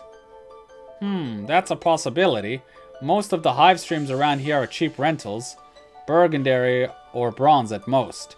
I could take them, no problem. I mean, I can take anyone. Some jobs just require a little more forethought. You kind of meant finding an empty unit, or maybe skulking in a foyer or alien Starbucks, but you don't want to tell your cool new friend how to do a job. And there you go again, jumping the gun and claiming friends you don't have the right to. But she did choose you. Though at this point, she may be wishing she'd grabbed some other random stranger's hand. Well, pick one. This was your idea. Oh geez, you seriously don't need this kind of responsibility in your life. Nothing good will come from letting you be in charge. But you also don't want her to think you are useless. You just kind of wish she'd tell you what to do and leave it at that. You pick a tall purple building at random. How about that one? Sure, I guess. You enter what seems to be a standard chubby apartment building, climbing the lobby steps up a hallway lined with doors. This could be any apartment on Earth, but instead of letters on the nameplates, there's those colorful symbols. They remind you a little bit of zodiac signs. Huh, weird. Anyway, all these ones are red or brown, like Pewdiepie predicted. She listens to a couple of doors before finally settling on one with a red symbol. Wait for her to pull out a lockpick or high-tech paraphernalia, or even just a pin from her hair. Instead, she takes a step back and delivers 2 sharp kicks just above the doorknob. She actually knows how to open a locked door. Impressive. What? I'm not goddamn super. You assure her you are absolutely not judging the way she's running this operation. You don't think you've ever met a mercenary before. Unless you count the guy who tried to hit you up for cash when you were injured, or the little girl who drained your blood for paints, or the boy constantly on the prowl for delicious meats. I love how it's canon. The apartment is dingy, small, and smells like old pizza. Good news. Now that it smells bad, just the fact that there's pizza here, you don't think you could live on a planet that didn't have pizza. That's just beyond the pale. You try to shut the busted door as well as you can. Pewdiepie plucks herself down on the couch and pulls out her phone. Or what had Skilla called it, a palm husk. She pulls out her palm husk and proceeds to ignore you. That's okay, it's important for friends to give each other space. You take the opportunity to poke around the apartment you're currently illegally occupying. Just generally being a nosy piece of shit. Whoever lives here is a real slob. Dishes are piled high in the sink, and the windows are dirty, you can barely see out of them. Something sticky and red stains half the counter. It might be blood, but it also might be Kool-Aid. Fuck. Goddamn shitting fuck breath. Something appears to have gone wrong. Pewdiepie is still on the couch, hunched over with her palm husk held close to her face. She types with her knuckles. You've noticed a lot of trolls do that, possibly because of their claws. It's all over. Everything talking about it. My contract. They got her. She's been culled. Her voice is flat, her eyes expressionless. She lets the palm husk slip from her fingers into her lap. You stand next to the couch like an asshole. You don't know what to say, and you doubt Pewdiepie is the hugging type. You really can't stand looking so dejected. Before you start pitying me, don't. I barely knew her. It's not like we were in a quadrant or anything. It was just business. You sit down on the other end of the couch, tipping your head and raising your eyebrows to show you are very ready to listen and learn and commiserate. Pewdiepie wraps her arms around her knees. Most pros work with a partner. It's a lot easier when you have someone you trust to watch your back. It's usually quadrant pairs who work together. There's one particularly famous olive and gold blood duo. I've lost plenty of jobs to them. But I've never found anyone that I trust enough to take into my partner beyond just a random one-off. Killing a sea dweller is no joke. It's almost totally impossible. Does this mean the guy back in town square isn't actually dead? Pewdiepie looks affronted at the very thought. Excuse me, no. It just means I had to get a very expensive knife and coat it in a very expensive poison and stab in exactly the right place. The motherfucker is dead, there's no doubts about it. I don't leave jobs half done. High caste jobs are my specialty. Most people are too afraid to take jobs higher than teal. Me, I don't care. Low bloods, high bloods, if you've got the cash, I'll do the job. If I did have a partner, it would make things a lot easier, I'll admit that much. You cough lightly into a closed fist. What's this something caught in your throat, perhaps? Could it be steady hand of fate reaching a finger down and teasing your gag reflex? You murmur, delicately, that sometimes destiny steers you in the right direction. You never thought you'd go. Maybe, just maybe, it has steered her to you. That's forward, for sure. But you're sure you're pretty much an old hand at... Wait, what? That's forward, for sure. But you're pretty much an old hand at this by now, right? Polypa snorts. It's a little watery. She isn't crying, is she? No way. Not a tough assassin like her. You're imagining it. You? No offense, but I only grabbed you because you look so weird. And I figured you wanted to avoid the drones even more than I do. You don't exactly blend in. You can't argue with her logic, but a sourness starts in your throat now at the realization that Polypa had not chosen you for your obvious trustworthiness and friendship potential, but rather because you look like a goddamn disaster. Fair? Very fair assessment. Whatever. You can get past that. God knows you have gotten past worse, like attempted murder. As a good friend recently said, you gotta break a few cluck beast embryos to make a grublet. She's considering you now, more thoughtful than before. Well, I guess beggars can't exactly be choosers. But you have to remember. But what you have to remember you aren't destined to find out. That fate finger reaches down further and chokes you. Keys jingle outside the apartment before whoever is out there catches sight of the busted door. What the hell? You and Polypa lock eyes. Oh shit. A quick flash of silver and suddenly a knife appears in Polypa's hands. Where did she even come from? Outside in the hall, someone is swearing. The broken door falls inward. Before it is all the way open, Polypa is up and over the couch, launching herself at the intruders. Shit, wait. You are the intruders. And this is what you were afraid of. You are about to watch your new friend kill some poor low-blood trolls. This was such a terrible idea. Too bad there's no way to go back in time and make your choices all over again. Yeah, that would be rad. You wish life was a little like that. A short, stout little guy with a red symbol on his shirt comes through. But right behind him is a troll so tall he has to duck down to get through the door. Oh, hell no! The giant troll creature catches Polypa with one hand. He's got big ram-like horns and a curly purple symbol on his shirt. His face is painted in lines of black and white, makeup designed to make his face look like a skull. Look, babe. Look at these tiny wriggler thieves. Polypa writhes in his grip, clawing at him like an angry cat. He hangs on, giving her a shake. Shit, you have to do something. But what? If you get in that purple guy's reach, you are absolutely going to get killed. You try to move your feet, but your survival instincts are kicking in and you are rooted to the spot. You can't do anything. You are useless. You don't even know what happened to Polypa's knife. God, you wish you had taken some self-defense classes back on Earth. The High Blood gives Polypa a wide smile and tosses her across the room like he's lobbing a dodgeball. She lands on her back and rolls on her feet and bolts for the window. I love how the music basically sounds like ninja music. Listen to it.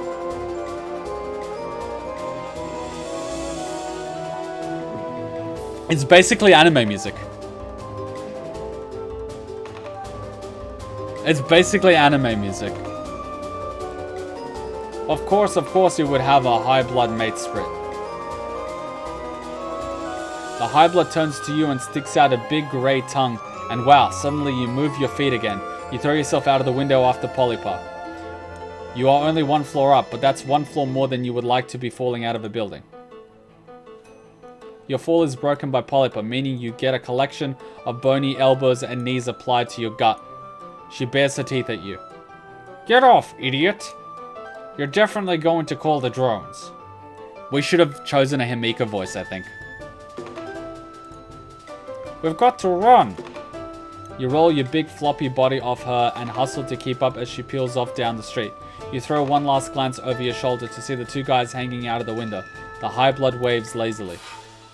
Pewdiepie starts out strong, but pretty soon she is limping and leaning on your shoulder. A jagged piece of glass is wedged in her calf muscle. Oof! Oof! Oof! You lean down to get a closer look. You're no doctor, but recently you've become an expert in acute injuries. What the hell? Stop. You want me to leave a blood trail? We need to split up, now that we've been seen together.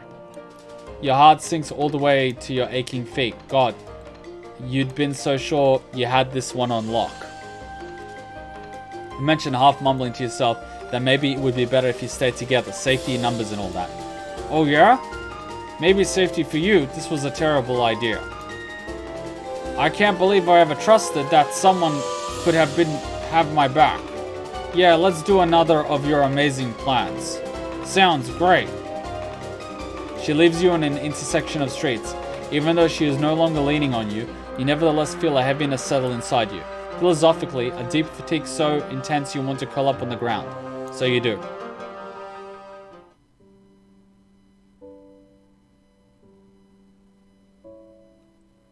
At least your ass didn't kill her.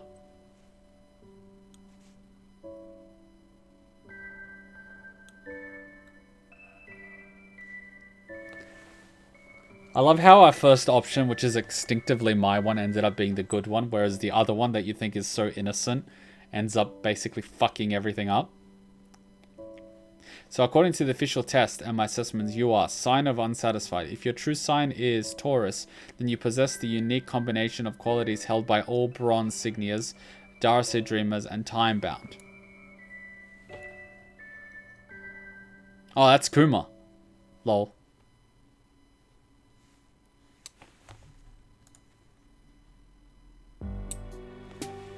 Does she only have like one bad ending? So one good ending and one bad ending?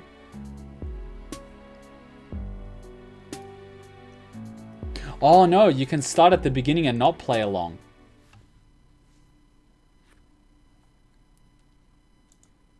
Wait.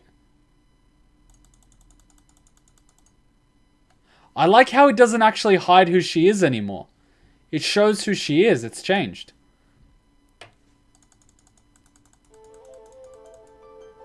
Play along. Freak out and let the purr beast out of the bag. You stop abruptly and someone smacks into you from behind. You go down hard, your hand ripped away from the girl. She gives you a fierce glower of disappointment. Fine, just more people letting me down. I'll deal with this on my own. I've done it before. She takes a running leap for the alley wall, scampering up and onto the roof like a squirrel up a tree. You're left looking down at the smudge of violent blood she left on your palm. And an emptiness fills you at the thought of friendship that could have been if only you'd kept your chill. Game over. Leap of unfaith. Assassin's Creed 2.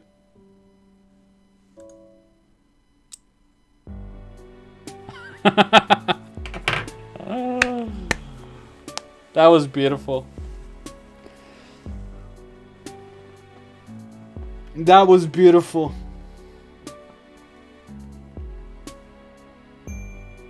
Alright, let's take a quick 3-minute break and go for another one since we're only 2 hours in. And that was a nice quick one. Pewdiepie, do the ninja thing! Alright, let's take a quick 3-minute break and I'll be back. Hutchin has just come home, so I'm going to see what she plans to do for the rest of the day. Alright, let's do a quick 3-minute break. Go, go, go.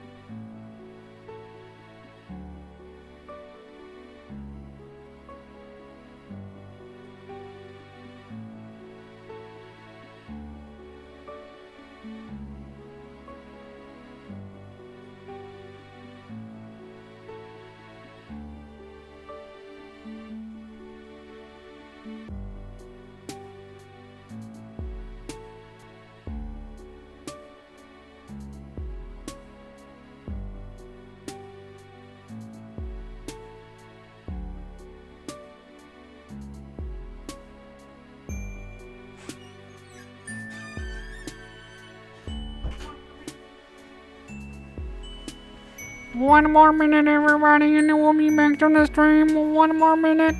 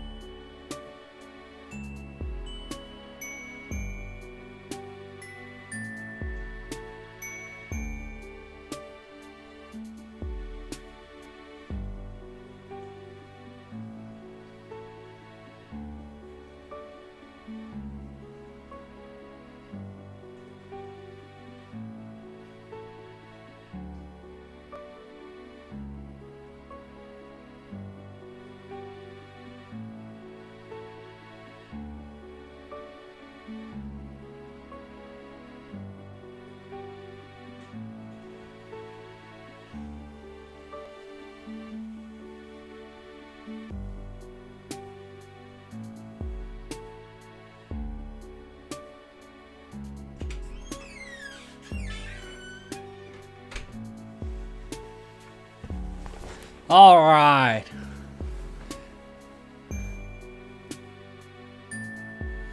What was that voice, Kuma? Why? Peanut butter.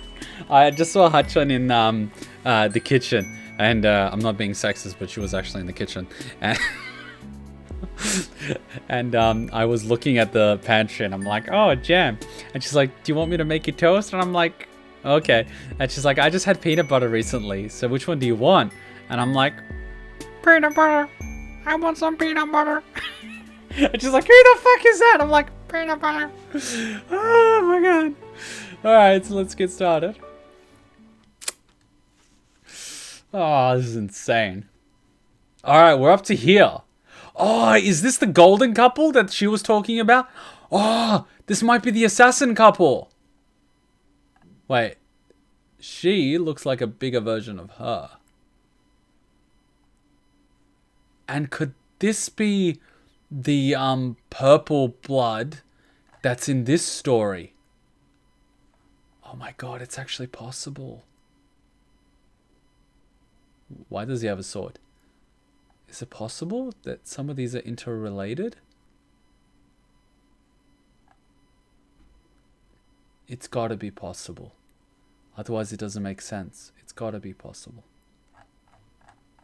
Yeah, it's gotta be possible. Some could actually be interrelated. Doesn't make sense otherwise. Please just have that voice. Lol. Alright, well, we're up to volume 6. Armed with your first. Oh, shit. Armed with your fresh heaps of hard-won cultural knowledge, you continue on your journey. Troll life sure is complicated, not to mention troll romance. You really aren't interested in getting into all of that. Your life is complicated enough, and adding an additional level of angst on top of that does not sound ideal. Friendship is all you can handle right now. And oh boy, do you love to handle it. Just get your fingers all up in there and squish that shit around. What the fuck? Can this, person be Peanut butter. Can he be Peanut butter. because he's Elwood. So he's obviously a fairy that likes Peanut butter. I'm going lightheaded from doing that voice, by the way. Oh, Jesus Christ.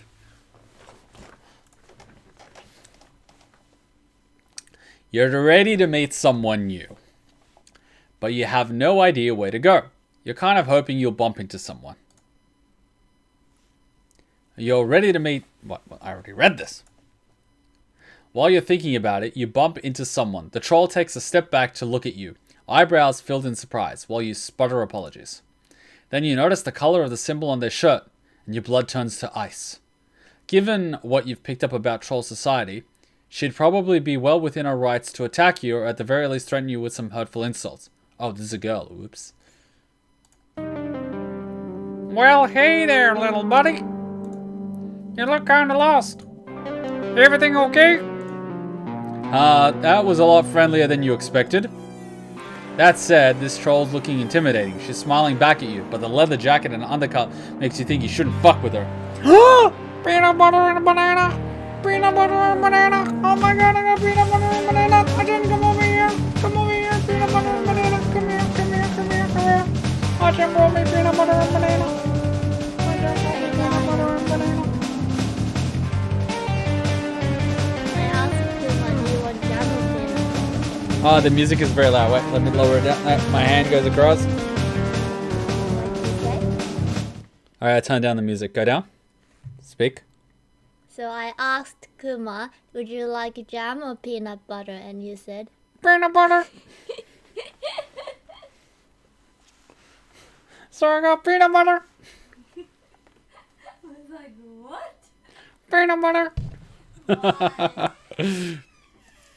Oh my god, this music is just like...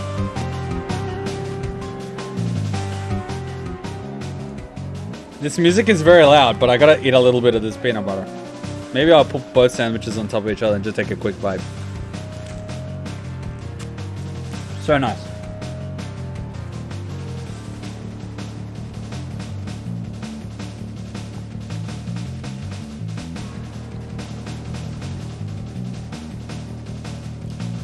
That said, this troll's look is intimidating.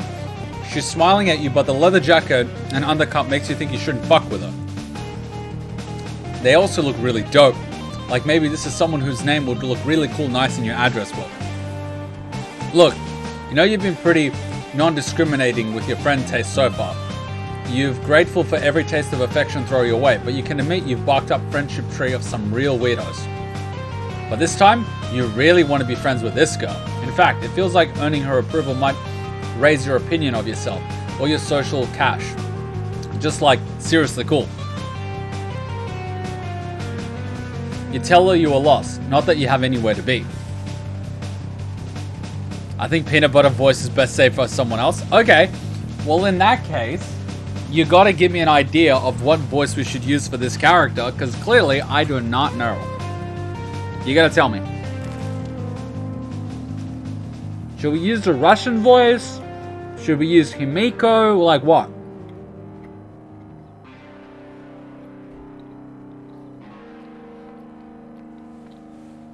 You gotta give me something, guys. I don't know the characters. Like the previous character, we could have used a Himiko voice or a Russian voice.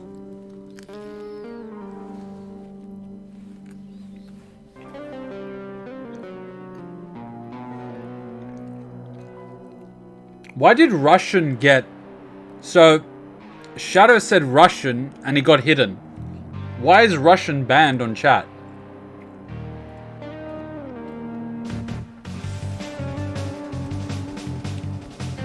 But Russian voice?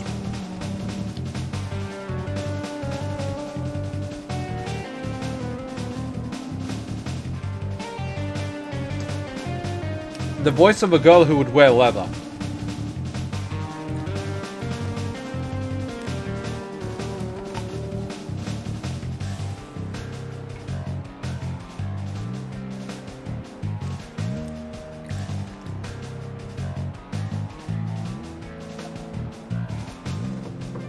Wow, that really helped with my voice, having some milk. Okay, she is Russian now. Just seeing where the nut goes, huh? Been there, done that. I could tell you some stories. Oh man. I don't want to be rude, but you're an alien, right? You confirm that this is one of the few solid facts you know. You gotta hang onto that with both hands, while they're still in your hands and not your grad pods or your gesture appendages or whatever. Neat. You can call me Elwood, by the way. I bet you have all kinds of cool alien stories, huh? You wanna hang with me? I know a place near here to grab a drink if you want. Does she mean platonically, or is she asking you out? It's really hard to tell. She's so cool and disaffected. If that was a date suggestion, she's gotta be the smoothest motherfucker around. You're kind of hoping she just wanted to get to know you better. She's beautiful, but it seems like going on a date with her would be a lot of pressure. Mostly you just really, really want her to like you.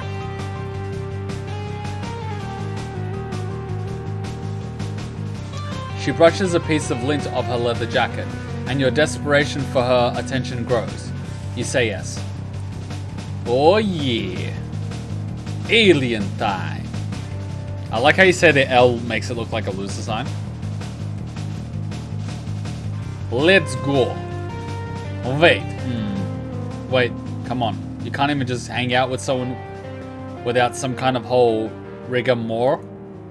Are you fated to always be bombarded with branching choices, choosing random between fates that almost always seem to end in some kind of violence? There's actually two places we could go. You want to try the closer place or the farther place? Fine. Fine! You'll make another choice. I like this. I like it. This game is so self-aware. Choose the closer place or the farther place? Let's go to the closer place. There's less chance of me to fuck up. You don't want to wait any longer than necessary for that delectable friendship. You tell her to take you to the closest place she knows.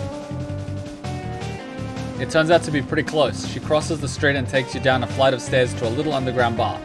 When you walk through the door, you're getting ready to do some befriending, but Elwood seems distracted. You follow her gaze and see another cerulean symbol troll girl with a buzz cut and a snakebite piercing sitting alone on the bar stool. As you watch, the other troll looks over at Elwood and gives her a little smile. You clear your throat and Elwood seems to abruptly remember your presence. Well, we've arrived. Wow. Wow. We're gonna get a hangout place. You can take it from here, right? I gotta go.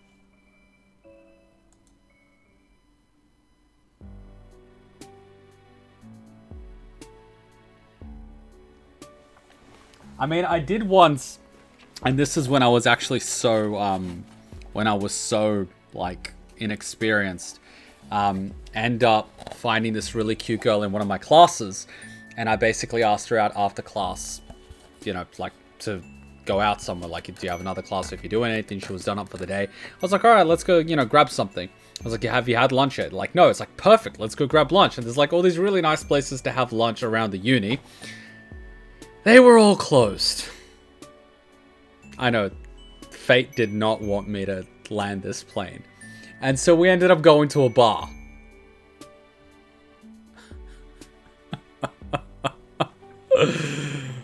Oh, it wasn't so bad. We like chatted for a little while and whatnot. But on the way to the bar, we ended up bumping into different people that she knew. And when you bump into people that she knows, it's like, oh, hey, how's it going? It's always like, who's this? Who's this? And I'm just like this entire time just been like, all right, great. It was pretty interesting. It didn't go as bad as I thought it would, but I was definitely out of my element in that case because I wouldn't actually take people to a bar during a day because that wasn't my thing because I'm not so much a drinker.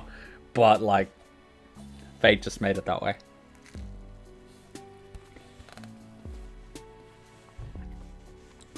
So not many memories. That's the closest thing I can think of, but I didn't get dumped on that one.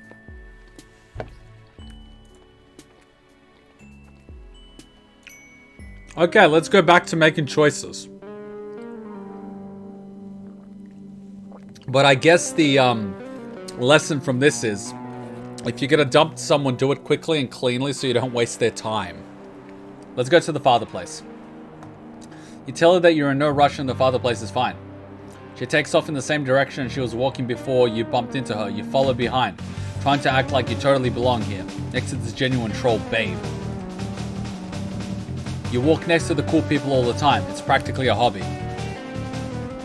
Have you seen the Red Green show? I don't even know what that is. You walk next to cool people all the time. It's just practically a hobby. After a couple of blocks though, she stops short. You narrowly avoid bumping into her again. She fishes her palm husk out of the pocket and you can see that it's vibrating noisily. She looks at the screen and theoretically rolls her eyes. Ugh. Yes, it's so annoying. I'm sorry, but like, there is just this thing. I have to deal with it, I guess. I swear to fuck. She just wants an excuse to see me. Like, transparently obvious. Like how she keeps flirting with all my friends too. Or just magically showing up places we used to go together. Like honestly kind of pathetic like.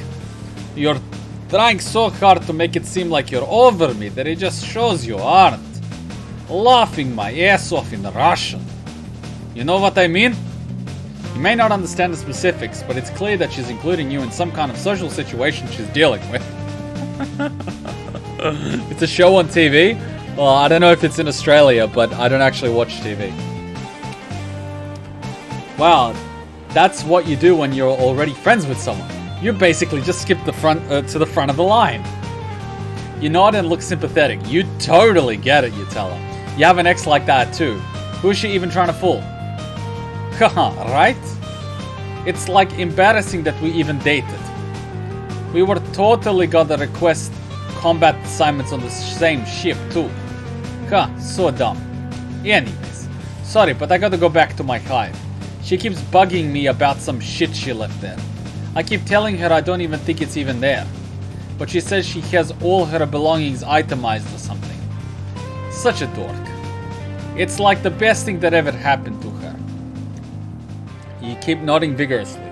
Your neck is starting to hurt from all the nodding. You tell Elwood that she's obviously too good for whoever this girl is. I mean, I know. But I gotta deal with her shit anyway. Anyway, sorry, it's literally so dumb, but do you mind if we just swing by my hive on our way out? It won't take long, she's like terminally punctual. Laughing my ass off in the Russian. She already sent me her ETA on Gorley map.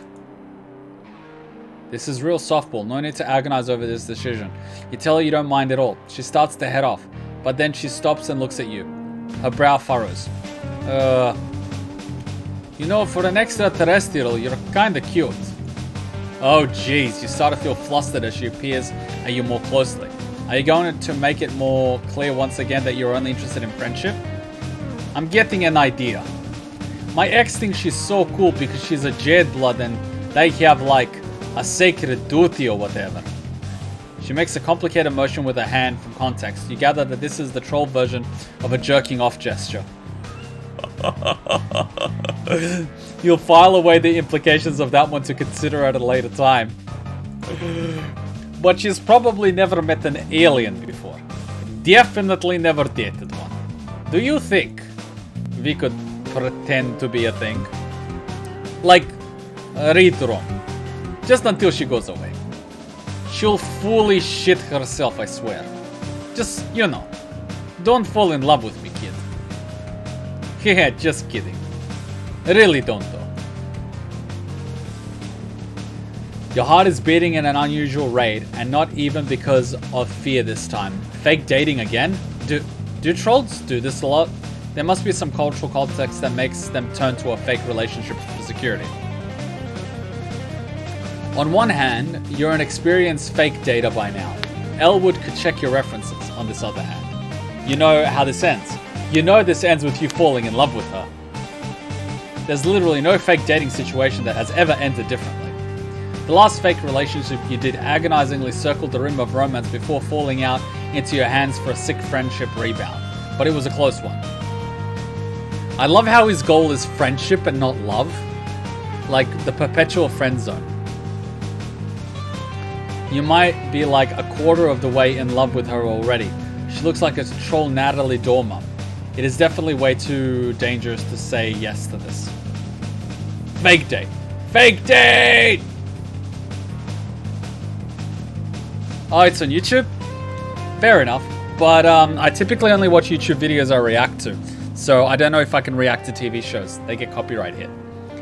Fake date! You say that could be cool. You say in a super casual like you pretend to be in relationship with aliens every day of your life.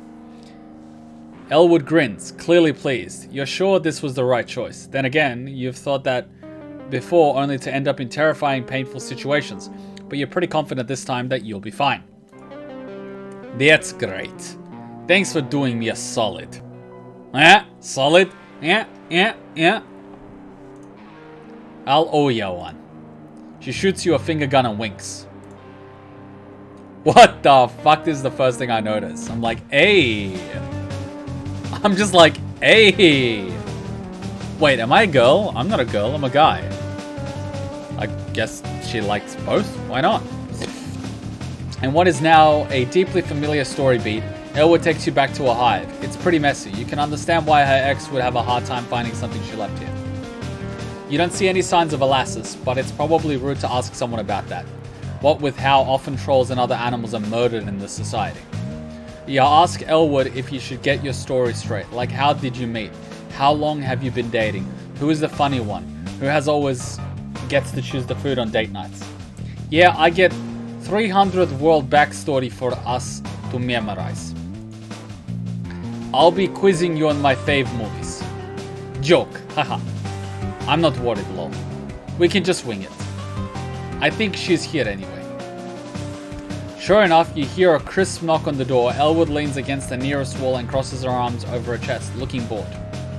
Come on in, girl. Holy shit! Oh!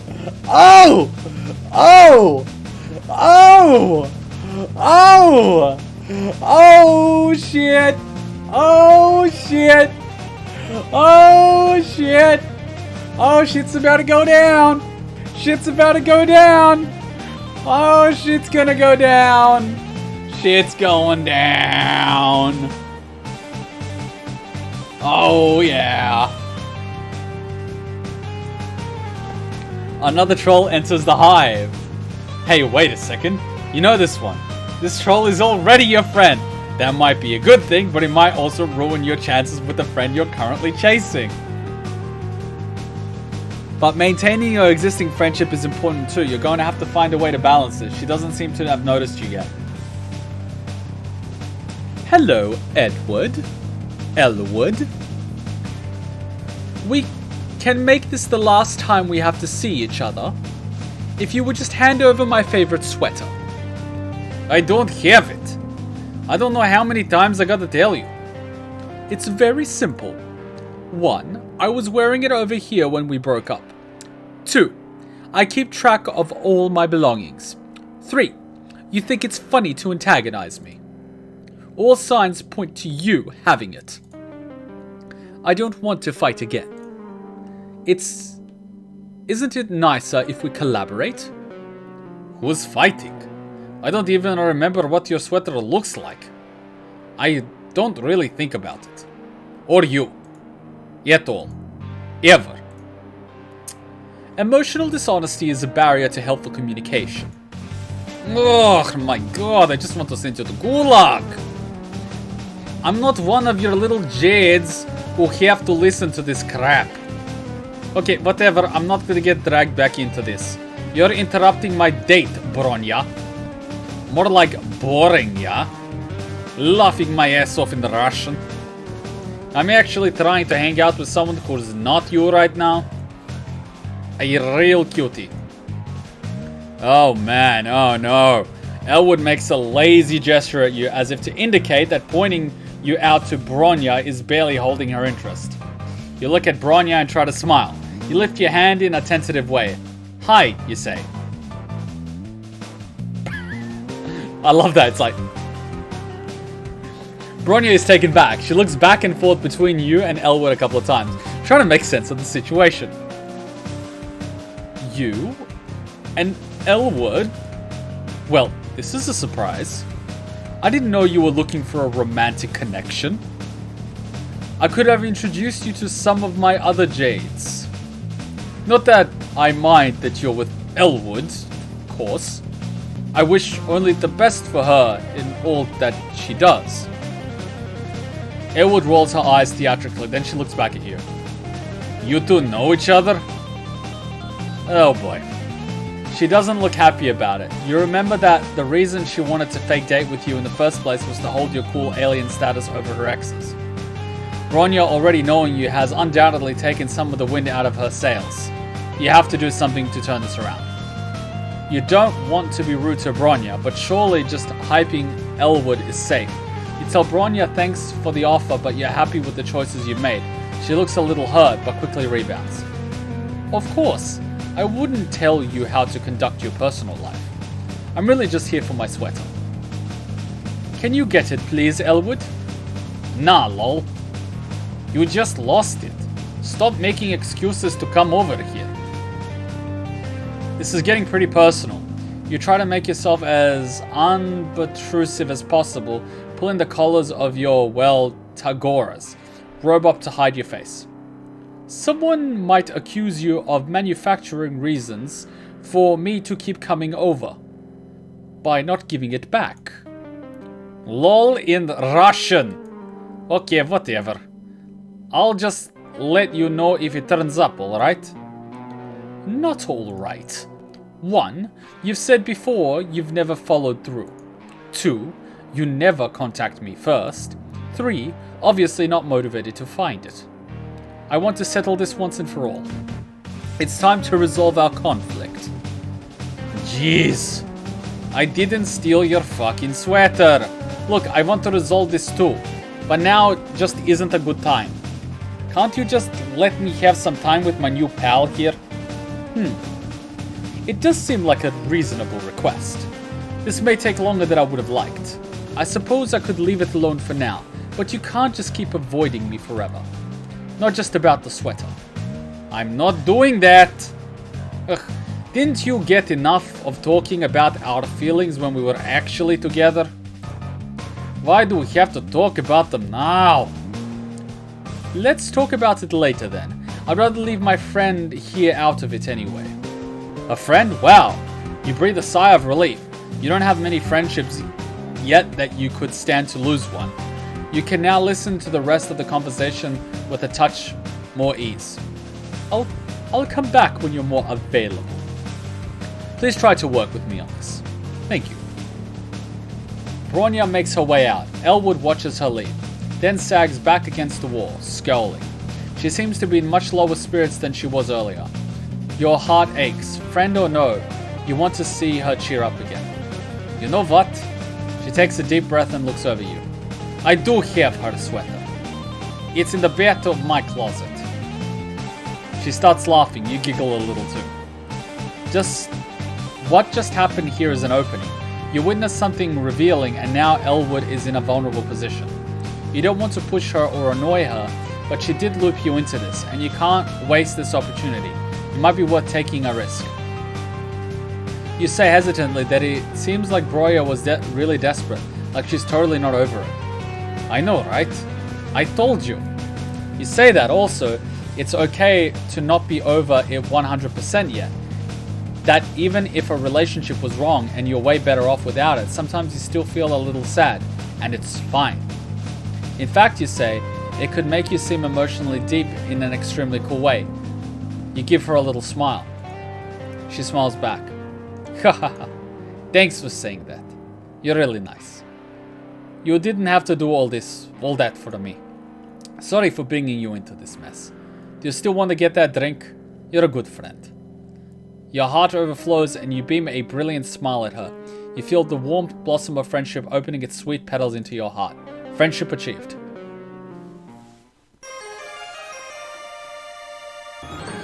Man, our character is a fucking friend zone machine. Even when taking a bath with another girl, friend zone. How does someone achieve that? I'm gonna take a quick bite. I'm reading some of your comments. I feel like Elwood isn't as over Bronya as she claimed. Yeah, otherwise why is she keeping the sweater?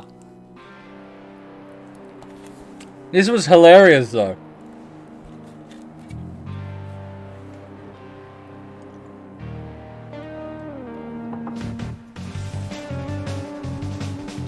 Fake date! You grasp her hands, your eyes shining. Yes, you tell her. Yes, you will fake date her.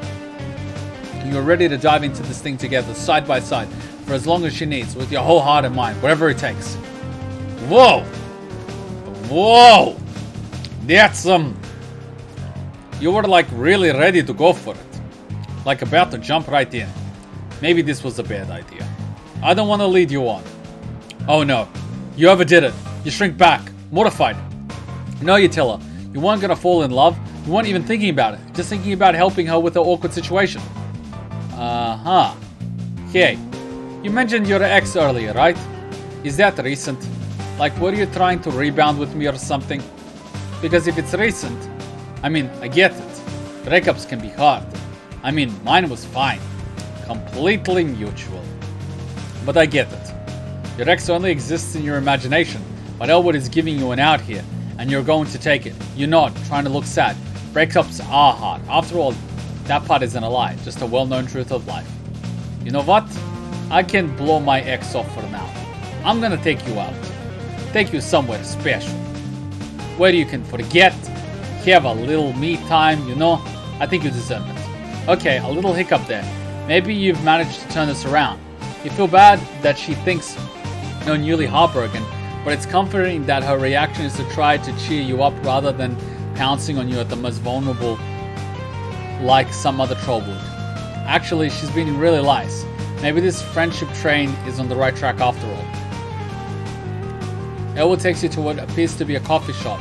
It has all the trappings of a coffee shop. Mugs, bean grinders, fiddly little machines with tubes, tables with people working on husk tops.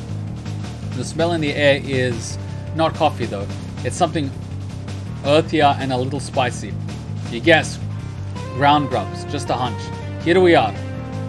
Let's get something to drink and wait for it to start. You let her choose your drink. She brings you a steaming mug of something hot. You sip it cautiously. No bad at all. No legs floating it in or anything. Just so you know, I don't know what your deal is, but this place is kind of girls only.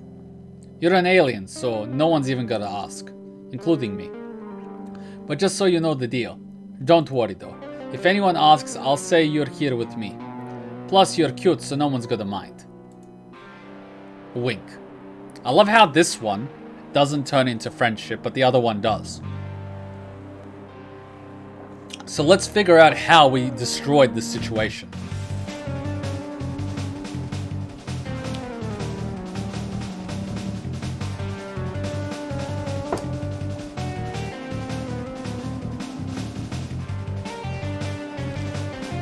I'm just reading the comments a little bit. I'm like, cool. Pop it in the reaction request and we'll see what we can do during a reaction stream. Now back to Hiveswap. You feel your face get hot. Wait, no, you're not fake dating. No fluttery happenings here. Cool, you tell her. You love this place already. Wait, what is this place? This is excessive bodily force poetry. Open mic night. All blood colors welcome. Now that she says it, you can see a microphone set up on one side of the cafe, and Olive Blood is sitting nearby with a clipboard, writing down the names of people who want to perform. You ever do excessive bodily force poetry? I don't know what that is. You look back at her. She's looking at you with those heavy-lidded eyes and that flirtatious smirk. Last time you let your enthusiasm get the best of you, she pulled back. But then she took you to this cool ladies-only hangout. Saying yes hasn't led you wrong so far. Probably unless there's going to be some consequences you haven't gotten to yet. No, it's probably fine. You tell her you've dabbled. You try to shoot her the same kind of coy look she's giving you. Is it flirting? Who can say? You're riding this wave of plausible deniability and you're never coming down. Really? I didn't think you'd say yes. That's kind of cool, haha. Dang, you should totally sign up. I've never done it myself, but I like to come here and watch. You should totally do it. And this is probably how we absolutely lost our shot. We tried to perform comedy when we know not what we're doing. Ugh. Ugh. Until now, Elwood has been pretty disengaged, but she seems actually excited about this. You got it. You've never done slam poetry, but how hard can it be? You got this. You go up to the Olive Blood and put your name down on the list. Then you go back to Elwood, giving her what you hope is a look as smooth as expensive brandy. You get ready, tell her. She laughs, like you're being corny instead of smooth. But it's good-natured, so that's okay. You settle down to watch the expensive bodily force poetry. Maybe you can pick up a few tips. Before long, you notice a couple of differences between this and the slam poetry you've seen before. First of all, your unfamiliarity with troll culture is causing you to miss a lot of the metaphors. You think some of these poems are erotic. People are reacting like they are. But all the body parts sound like someone did magnetic fridge poetry with an intro engineering textbook. It's all tubes and pushes and levers and sacks. You watch the people around you and try to react the same way they do. Second troll slam poetry does involve actual slamming. Several poets, it seems to be the cooler colors of the rainbow, and their performances with acts and passion of violence against nearby chairs, tables, or even members of the audience. Artists, you guess, temperamental. Elwood doesn't seem surprised. One troll with dark purple symbol breaks the mic stand in half over her knee. Elwood sits up a little straighter, popping the collar of her jacket a touch higher and adjusting her hair. Uh-oh. God, I'd die if she looked at me that way. Uh-oh. I wish I was that mic stand, haha. I've never had a girl that mean. I always go for the good girls' spades, thinking I can change them. Like, it'll be different with me, you know. If our hate is true enough, it's a bad habit. Nice trolls don't change. That's some advice for you, kid. You don't know how to respond to this, but you just nod wisely. If you're being totally honest with yourself, seeing Elwood flustered makes you feel a little flustered too. Not that you're changing your mind about only wanting friendship, but you wouldn't mind if she's looking at you with a little bit of awe she's giving up the purple blood. Finally, it's your turn to perform. You got so into the show you forgot you were actually going to do this. Now walking up to the front, you wish you could forget again. You clear your throat, silence, then a flash of inspiration hits. You had trouble understanding the troll poems because of the socio-cultural differences, so maybe if you load your piece with references to your own world, they'll just assume it's good. You start listing body parts you have: knees, spleen, shoulders. You toss in a few celebrity names: Steve Jobs, Rita Moreno. Then you put on the most serious poetry voice you can and say, Numa Numa Ile. Ie. Another idea hits you like a wet fish to the face. Maybe if you end this with some kind of violent gesture, like the purple blood girl did, Elwood would like you more. You seek out her face in the audience, and looking right into her eyes, you slap yourself in the face as hard as you can.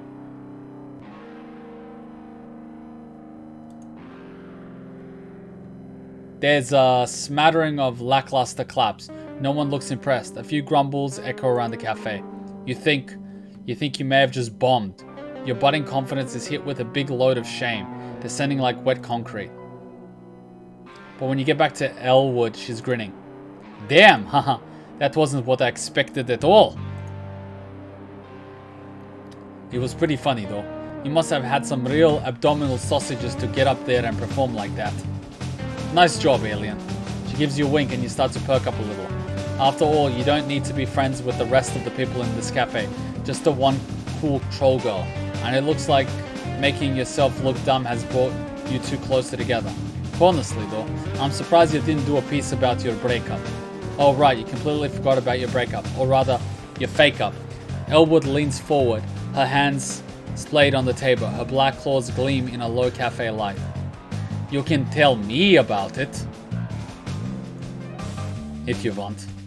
Like, I'm over my breakup. But if you want to talk about yours, it's fine. Clearly, someone isn't over their breakup. I know sometimes it's like just really on your mind, just right in there. Ah, you're struggling to feel even less great about lying. You fidget uncomfortably in your seat. No. You know what? You're supposed to be making a friend here. Yes, in the past it's been advantageous to just go along with whatever people say until they like you. But you and Elwood are completely connected. You don't want her to just like you because she thinks you're sad. You want it to be real. You take a deep breath and tell Elwood you don't have a recent ex at all. You tell her you were just trying to commiserate. The atmosphere immediately shifts. Elwood sits back and the warmth goes out of her face entirely. What? Whoop, whoop, whoop, whoop, whoop, whoop. Really? Oh, huh. That's not really cool. Ah, shit, you can just feel her pulling away. Well, you can also see it because she's physically pulling away from you. All signs point to losing to this friendship. You're so sorry, you tell her, it won't happen again. Oh, yeah? Whoops. Sorry, no offense, but it's not cool to lie about shit like that. It's pretty weird. He's completely detached now, barely even looking at you. It was nice to meet you, but it's probably best if you just go. See you, Space Moon Beastie Boy. As much as it hurts, you have to agree, it's probably best to just cut your losses. You try not to lose your disappointment show as you walk away.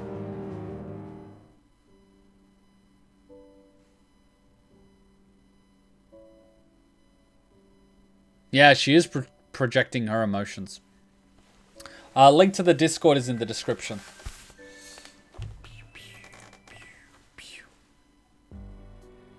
Ooh, the real question is, do we have time for another one? Is the other one long? Because I got to finish by 12. I got to finish by 12. And that's 55 minutes from now. If we take a break, that's another 50 minutes. Just because I got to finish by 12. There. I'm liking how they're starting to interconnect. I'm liking how they're starting to interconnect. I like that this one connected with this one. I think this one is going to connect with this one, who are the assassin couple, and will also connect with this one, who I think is the one that was dating the people, thingo. You could take the Hiveswap quiz. I could. Can you guys send me a link? Why don't we do that instead? Let's take the Hiveswap quiz. Let's do that instead. That way we won't actually run out of time, because we won't need to take a break. And then by not taking the break, we don't have 50 minutes and then we're not rushing. Because I got to finish by 12. So come on, quickly link me the Hiveswap quiz. Let's do that. From the moment Elwood started talking about a girlfriend, I was hoping it would be Bronya. Yeah, it was pretty like, oh shit. Oh shit. That was a pretty nice surprise. Yeah, I have a feeling they're going to start intersecting now. Or these ones could be the assassins. You never know. Alright, Hiveswap quiz. Let's see if we can open this up. Let's see if we can open this up.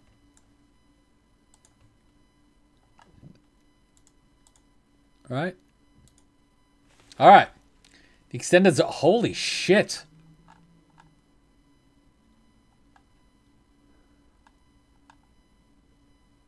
What?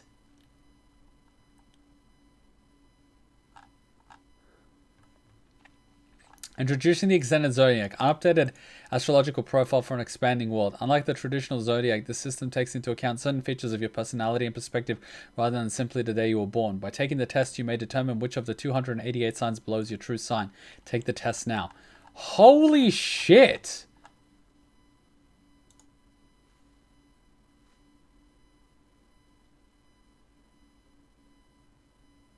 First, select your class. How do I select my class? All right. Bronze. Suck my penis. Capricorn is purple. Aquarius is violet. That is utter bullshit. The extended zodiac expands on the meaning of your first zodiac sign by determining your true sign. First, select your birth sign according to the traditional zodiac, or you can pick the sign that you most closely identify with. These are the signs you've heard of, like Aries, Taurus, etc. But in the extended zodiac, these often refer to a category. Well, I'm born a Taurus, and I am stubborn and Slav.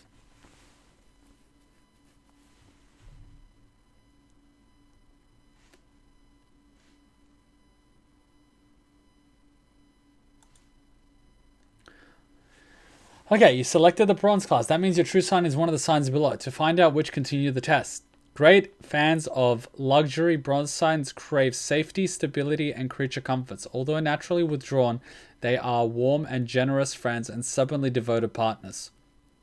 That is pretty accurate. They are animal lovers. Very fucking accurate. Delighting in pets' unconditional esteem. Yes, you will learn more about what it means to be a bronze sign when you see the final results of the test. Now you will determine your lunar sway. This tells you whether you are a prospit dreamer or a Dierce dreamer. Either one says something about your perspective on life and the world around you. Finding out your lunar sway is one of two critical pieces of information needed to determine your true sign. For each of the questions below, choose the answer that most closely reflects your perspective. Some people on the internet are negatively discussing something you hold dear. You could just let it slide, or you can get in there and defend it with your life. How would you respond? Leave the topic alone. I'll rejoin the conversation when the topic is passed. I'll stay out of it for the most part, except possible to correct some factual errors I might notice, which could be negatively influencing their views.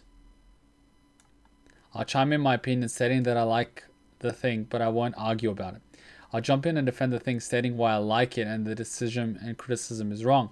I will die on a hill for the things I like. I love to argue in the defense. That's part of the fun of having passion for things. Well, I would actually stay out of it for the most part and end up correcting why they're wrong. That's my way of doing it. I very rarely try to go for my own opinion. I usually go for this one. You are also set to cook dinner. When you realize you're missing a couple of key ingredients from the recipe using, what do? Toss out the recipe and wing it. Find a different recipe. Honestly, it depends on what you're cooking. If it's something you've made before, follow the recipe but make a couple of substitutions. Use it as a guideline. Go to the store and get the ingredients you're missing. What's the point of having a recipe if you don't follow it? Usually this one, substitutions. How do you feel meeting online friends in person for the first time? Only excitement. We already know each other. Nothing wrong with that. Quite positive. Things are probably going to go fine. Good. You'll see how things happen. Hard to say until you've met someone. I would say good. A bit nervous. You like them, are looking forward in theory, but you can't shake the sense of social apprehension anytime you meet someone new. It's between these two. Anxious. Even though you've gotten along online, you can't help but worry about how it will go. It's one of these two, but normally good. You're having a hard time grasping a topic in class that everyone else seems to be fine with. You. Raise your hand immediately to straighten things out. Probably just misheard or something. Lean over and ask a friend. They're probably happy to explain it to you. Email the professor. Nope. Do your research on your own. Nope. Do some thinking and summarize the top. It's either this one or this one. In high school, I would ask a friend. In university, I would do it myself. I would typically ask a friend, I guess. You start taking lessons to learn something you've wanted to for a while at a language class, arts class, bartending lessons, etc. But a few weeks in, that is definitely something your thing. You decide to stick it out. Why? You never know. It might grow on you. You spent money and time on this already. You're going to finish it. You're ready. It's already on your schedule for the next couple of weeks, so you don't want to move stuff around. You aren't a quitter. If you dedicate yourself to something, you're going to do it. Doesn't matter how hard it is. This will probably be my stubbornness. If you stop, it means you didn't like this thing as much as you thought you did, which means you don't know yourself the way you thought you did, which is unacceptable. All right, that's next level stubbornness. Sip of water.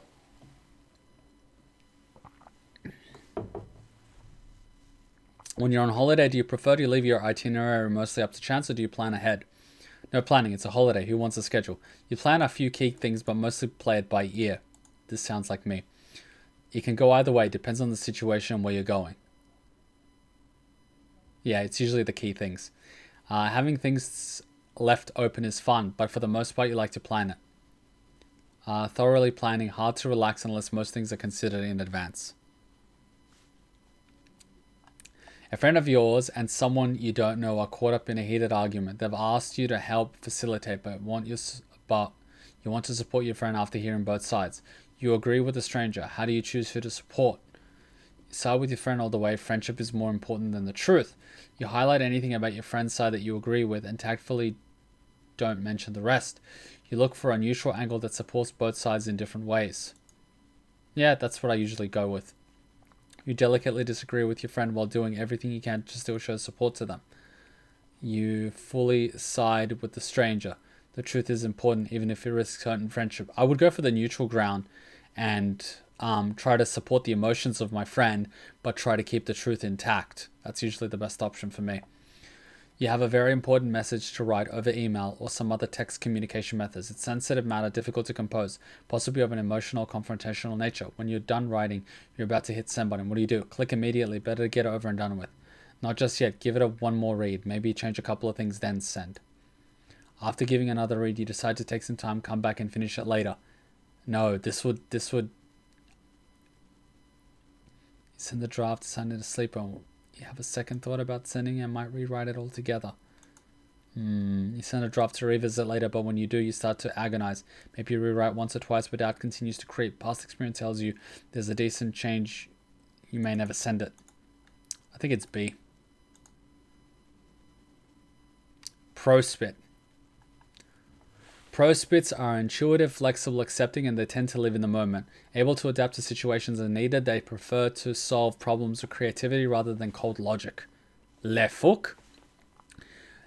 You will learn more about what it means to be a pro-spit dreamer when you see the final test of the results. Now you will need to determine your aspect. The result of this test tells you whether your aspect is breath, blood, life, doom, light, void, time, space, mind, rage, or hope. Huh.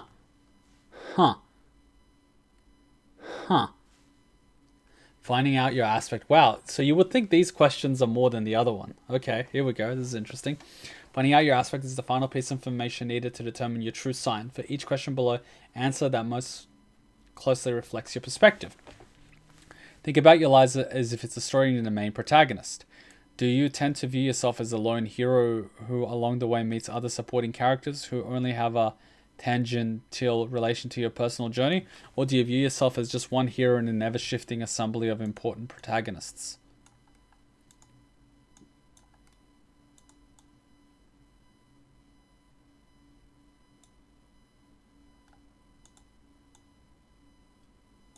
I would say often a lone hero. When you want to help people accomplish something and they don't know what they're doing, are you inclined to show them how to do it, or are you inclined to make them feel motivated and inspired to do it? It depends on the perspective. Because if they're motivated but they don't know how, it's up to the how, helping them with the how. But if they know the how, they're just not motivated, then it comes down to motivating. When you're learning about a new subject or reading a fascinating story, do you feel a strong desire to know everything about it and have all your questions answered? Or are you more compelled or inspired of the feelings of mystery surrounding not knowing everything? No, I absolutely need to know everything. I'm obsessed about it. When you hear some someone explaining something to someone in a way that is questionable or in a way that makes you suspect they don't fully understand the subject they're explaining? Are you more inclined to teach them everything you know about the subject to set the record straight, or just cast doubt on the misinformation without offering much in the way of correction?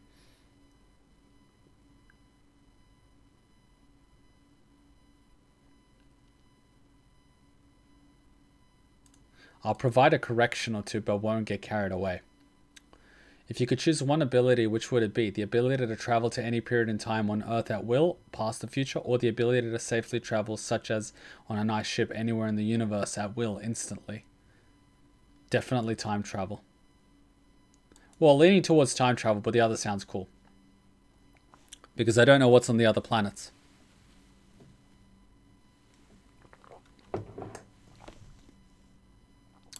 If you're working on a project, something you're doing for yourself, not anyone else, are you obsessively focused on the end result of the project, or are you enjoying the process regardless of how it turns out? The result is really important, but I would really like the process too. Which option best describes what's more important to you? Understanding yourself and fully knowing who you are, or thinking rationally and making strong decisions? Definitely understanding myself. If I had to pick one over the other, that would be clear. Leaning towards understanding myself, can't really decide. Leaning towards thinking rationally. Definitely thinking rationally. If I had to pick one over the other, that would be my priority. Leaning towards rationally. Because being rational is very important, but in certain elements of your life, you don't always go for the rational. Like, oh, would I get a pet? Well, that's not the rational decision.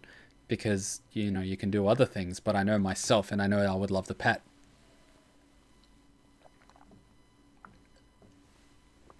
Ugh. What idea is more interesting to you? The ability to fully understand your potential as a person, or the ability to fully understand all potential consequences of your action before taking them?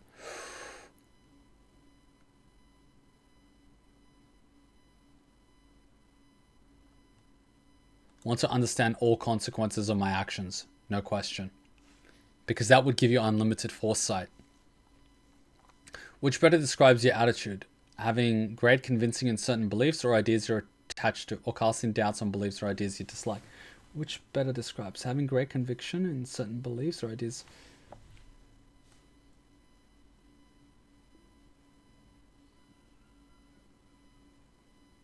Definitely conviction. Definitely conviction. By the way, it's a reaction request thread.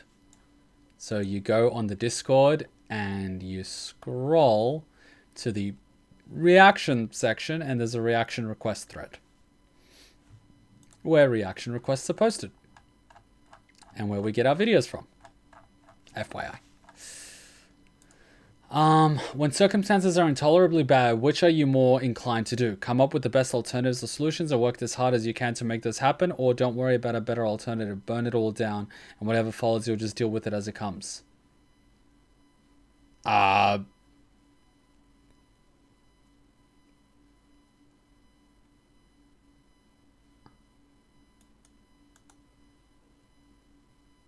Inclined to get out of the bad situation as soon as possible, but not adverse to considering alternatives. Burn it down. I'm absolutely getting out of the bad situation ASAP. Circumstances are intolerably bad. Which are you more inclined to do? Inclined to get out of bad situations. Why would I stay in a bad situation? If you see someone suffering, are you most inclined to do whatever you can to help them get better, or is your instinct related to their suffering to empathize without necessarily considering how you can help? I'm definitely more thinking about how to help them rather than fully understanding, because I think it's more important to help the person. You can understand them later. I'm mainly focused on helping, but won't be able to stop myself from relating to the problem somewhat. Yeah. When someone suffers misfortune so terrible that you know there is nothing anyone can do for them, are you most inclined to feel horrible and nothing can be done, or feel resigned to the sense that this is the way of the world and some things just can't be helped? Would feel bad there's nothing that can be done. Would probably accept there's no way to help though. Feel absolutely horrible there's no way to help this person. Would probably end up trying to think of ways to help regardless. Yeah, this one. Your aspect is light. The lightbound possesses a keen desire to learn and synthesize. They are ravenous for knowledge and will go to great lengths to gain it. Although their convictions are strong, their morality is decidedly grey. You will learn more about what it means to be a lightbound when you see the final results. Reveal my sign. Ha! I'm the Torpio. I'm like Taurus as fuck. The sign of the student.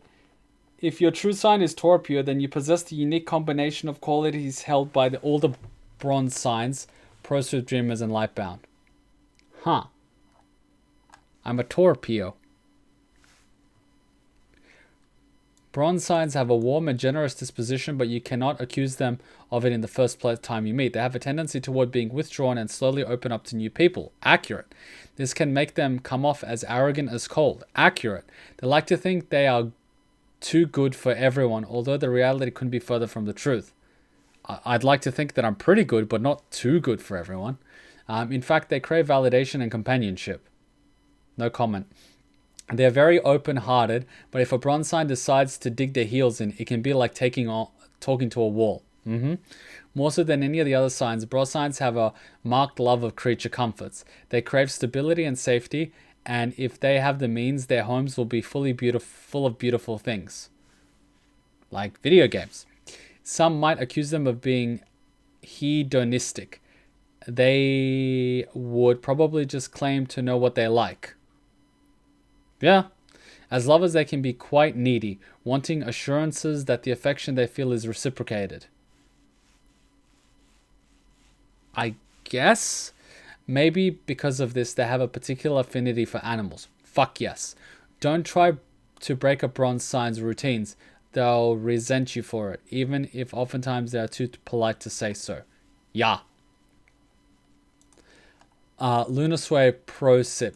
Marked by a flexible optimism, the personalities of a Prosip dreamers are reactive and intuitive.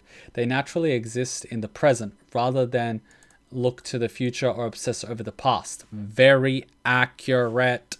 When making decisions, Prosip dreamers tend to rely on their gut instinct and whatever emotions they're experiencing at the moment. I get gut instinct, yeah.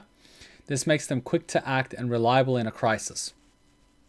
But it can also make them capricious. Yeah. What's capricious mean? Given to a sudden and unaccountable change of mood of behavior. Well, I'm just love. They have trouble thinking things through, and their feelings towards specific situations and decisions can change from day to day. They solve problems with creativity rather than cold logic. Well, I am creative when I get mad. Often seeing multiple options with ease and clarity. This is true. Because they generally take things as they come, Prosper dreamers are less rebellious than they are adaptable instead of struggling against authority. True. They will find a way to coexist with it, possibly because they are so instinctual and flexible. They like having a defined set of rules, a safety net for their passionate lives. Naturally trusting, they have trouble with deception or hiding their true selves. Yeah, I am kind of an open book. And will often worry about what others think of them. The self they project into the world is often not under their control. Fair enough. Aspect light. Those bound to the aspect of light are the universe's knowledge seekers.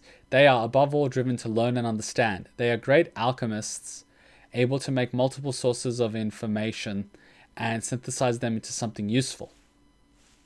They are scholars and researchers, absolutely dedicated to knowledge for knowledge's sake. They are the ultimate students, and although they might conjure up the image of people sitting around peacefully waiting for knowledge to be brought to them, that couldn't be further away from the truth. The lightbound will go after knowledge with a fierce intensity that others may find distasteful. They aren't overly concerned with laws or norms either. They often take rules as simple suggestions. Instead searching for loopholes or workarounds. At their best, the lightbound are resourceful and driven. At their worst, they can be fussy, pedantic, and insensitive. Yeah, this is pretty true. Wait. Oh no, I'm not this guy. Oh wow, he's a poor rust blood. What cartoons are on TV in Australia? I don't know. I don't watch TV in Australia. I haven't watched TV here in like 8 years. Oh, that was actually... So I'm this.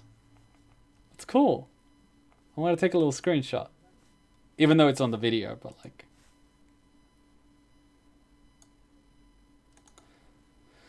I might actually take it like this. Hiveswap, the extended zodiac. There we go. Yeah, that's cool. Alright, that was fun. That was fun. The Taurus looks like the bull. I am a little bit like the bull. I am a little, oh, it looks like a guy slouched in defeat. No, I see a bull with horns. I see a very stubborn bull, like the stubborn that I am. And I'm quite proud of it. I am stubborn for my beliefs and my friends. So, I'm sort of quite proud of that trait. What animes do I know? Oh man, if you've been on our Discord and Twitter and streams, you would know the answer to that question, man. Just check out the Discord and you'll find out easily what anime I know. Want to do some reactions? We should be really wrapping up now. We should be really wrapping up because they're going to be out by 12 and it's already 11:30. So we'll just wrap it up here. I look a little bit like a trophy.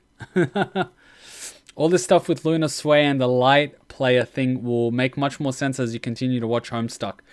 Well, when it's 288 and everyone's got a unique one, it will make more sense, but good luck me memorizing them. Like, if I'm memorizing an alphabet, how long does it take me to memorize an alphabet? And now you're asking me to memorize 288 signs? I'm like, fuck off. That's not gonna happen. I don't even memorize the zodiacs, to be honest. So, like, good luck with that. I'll probably remember this one that I am and a handful, but I won't remember much more than that. Plus, my voice is a little bit dying from all this reading. All right, guys, we're going to wrap it up here. I know you guys have a lot of reaction requests, but we will have a reaction stream sometime in the future. Last time we had JoJo's Bizarre Adventure, which was awesome, and I did upload a clip on the reaction channel, so enjoy it before it gets taken down. But next weekend is Doom Eternal. This computer did have a problem this morning, so I'm going to have to run some diagnostics on it. I think it's slowly dying. But yeah, are you live streaming tomorrow morning or afternoon? Maybe in the afternoon, a sneaky stream, but not in the morning. I've got work. I work Monday to Friday. So I will be at work tomorrow. I might do an afternoon sneaky stream like I did last week for Fire Emblem, because we want to hop back in time and kill that Death Knight. But I gotta hop out now, go to the gym. I haven't been to the gym all week, do some shopping, get some food, because things are crazy here in Australia. The supermarkets are basically empty. And I'm gonna see what sort of I can stockpile, like rice and shit like that, so we don't run out of food. All right, guys. Thank you for being awesome. Thanks for turning up. I hope you had a good weekend. I had a blast, as always. We hit 6,666 subscribers on the reaction channel. Sixes everywhere. So that's pretty interesting. And we're doing pretty well on the gaming channel. So I will probably see you guys tomorrow afternoon with a sneaky stream. But in the meantime, be sure to be on the Discord and Twitter, because that's where I hang out during the day. Honestly, I'm on Discord pretty much most of the day when I'm working, and I'm tweeting all the time. So I hope to see you there, and keep yourself busy with some of the Let's Plays, replays, and reaction channel videos. Till next time, Ninja Kuma out. Bye.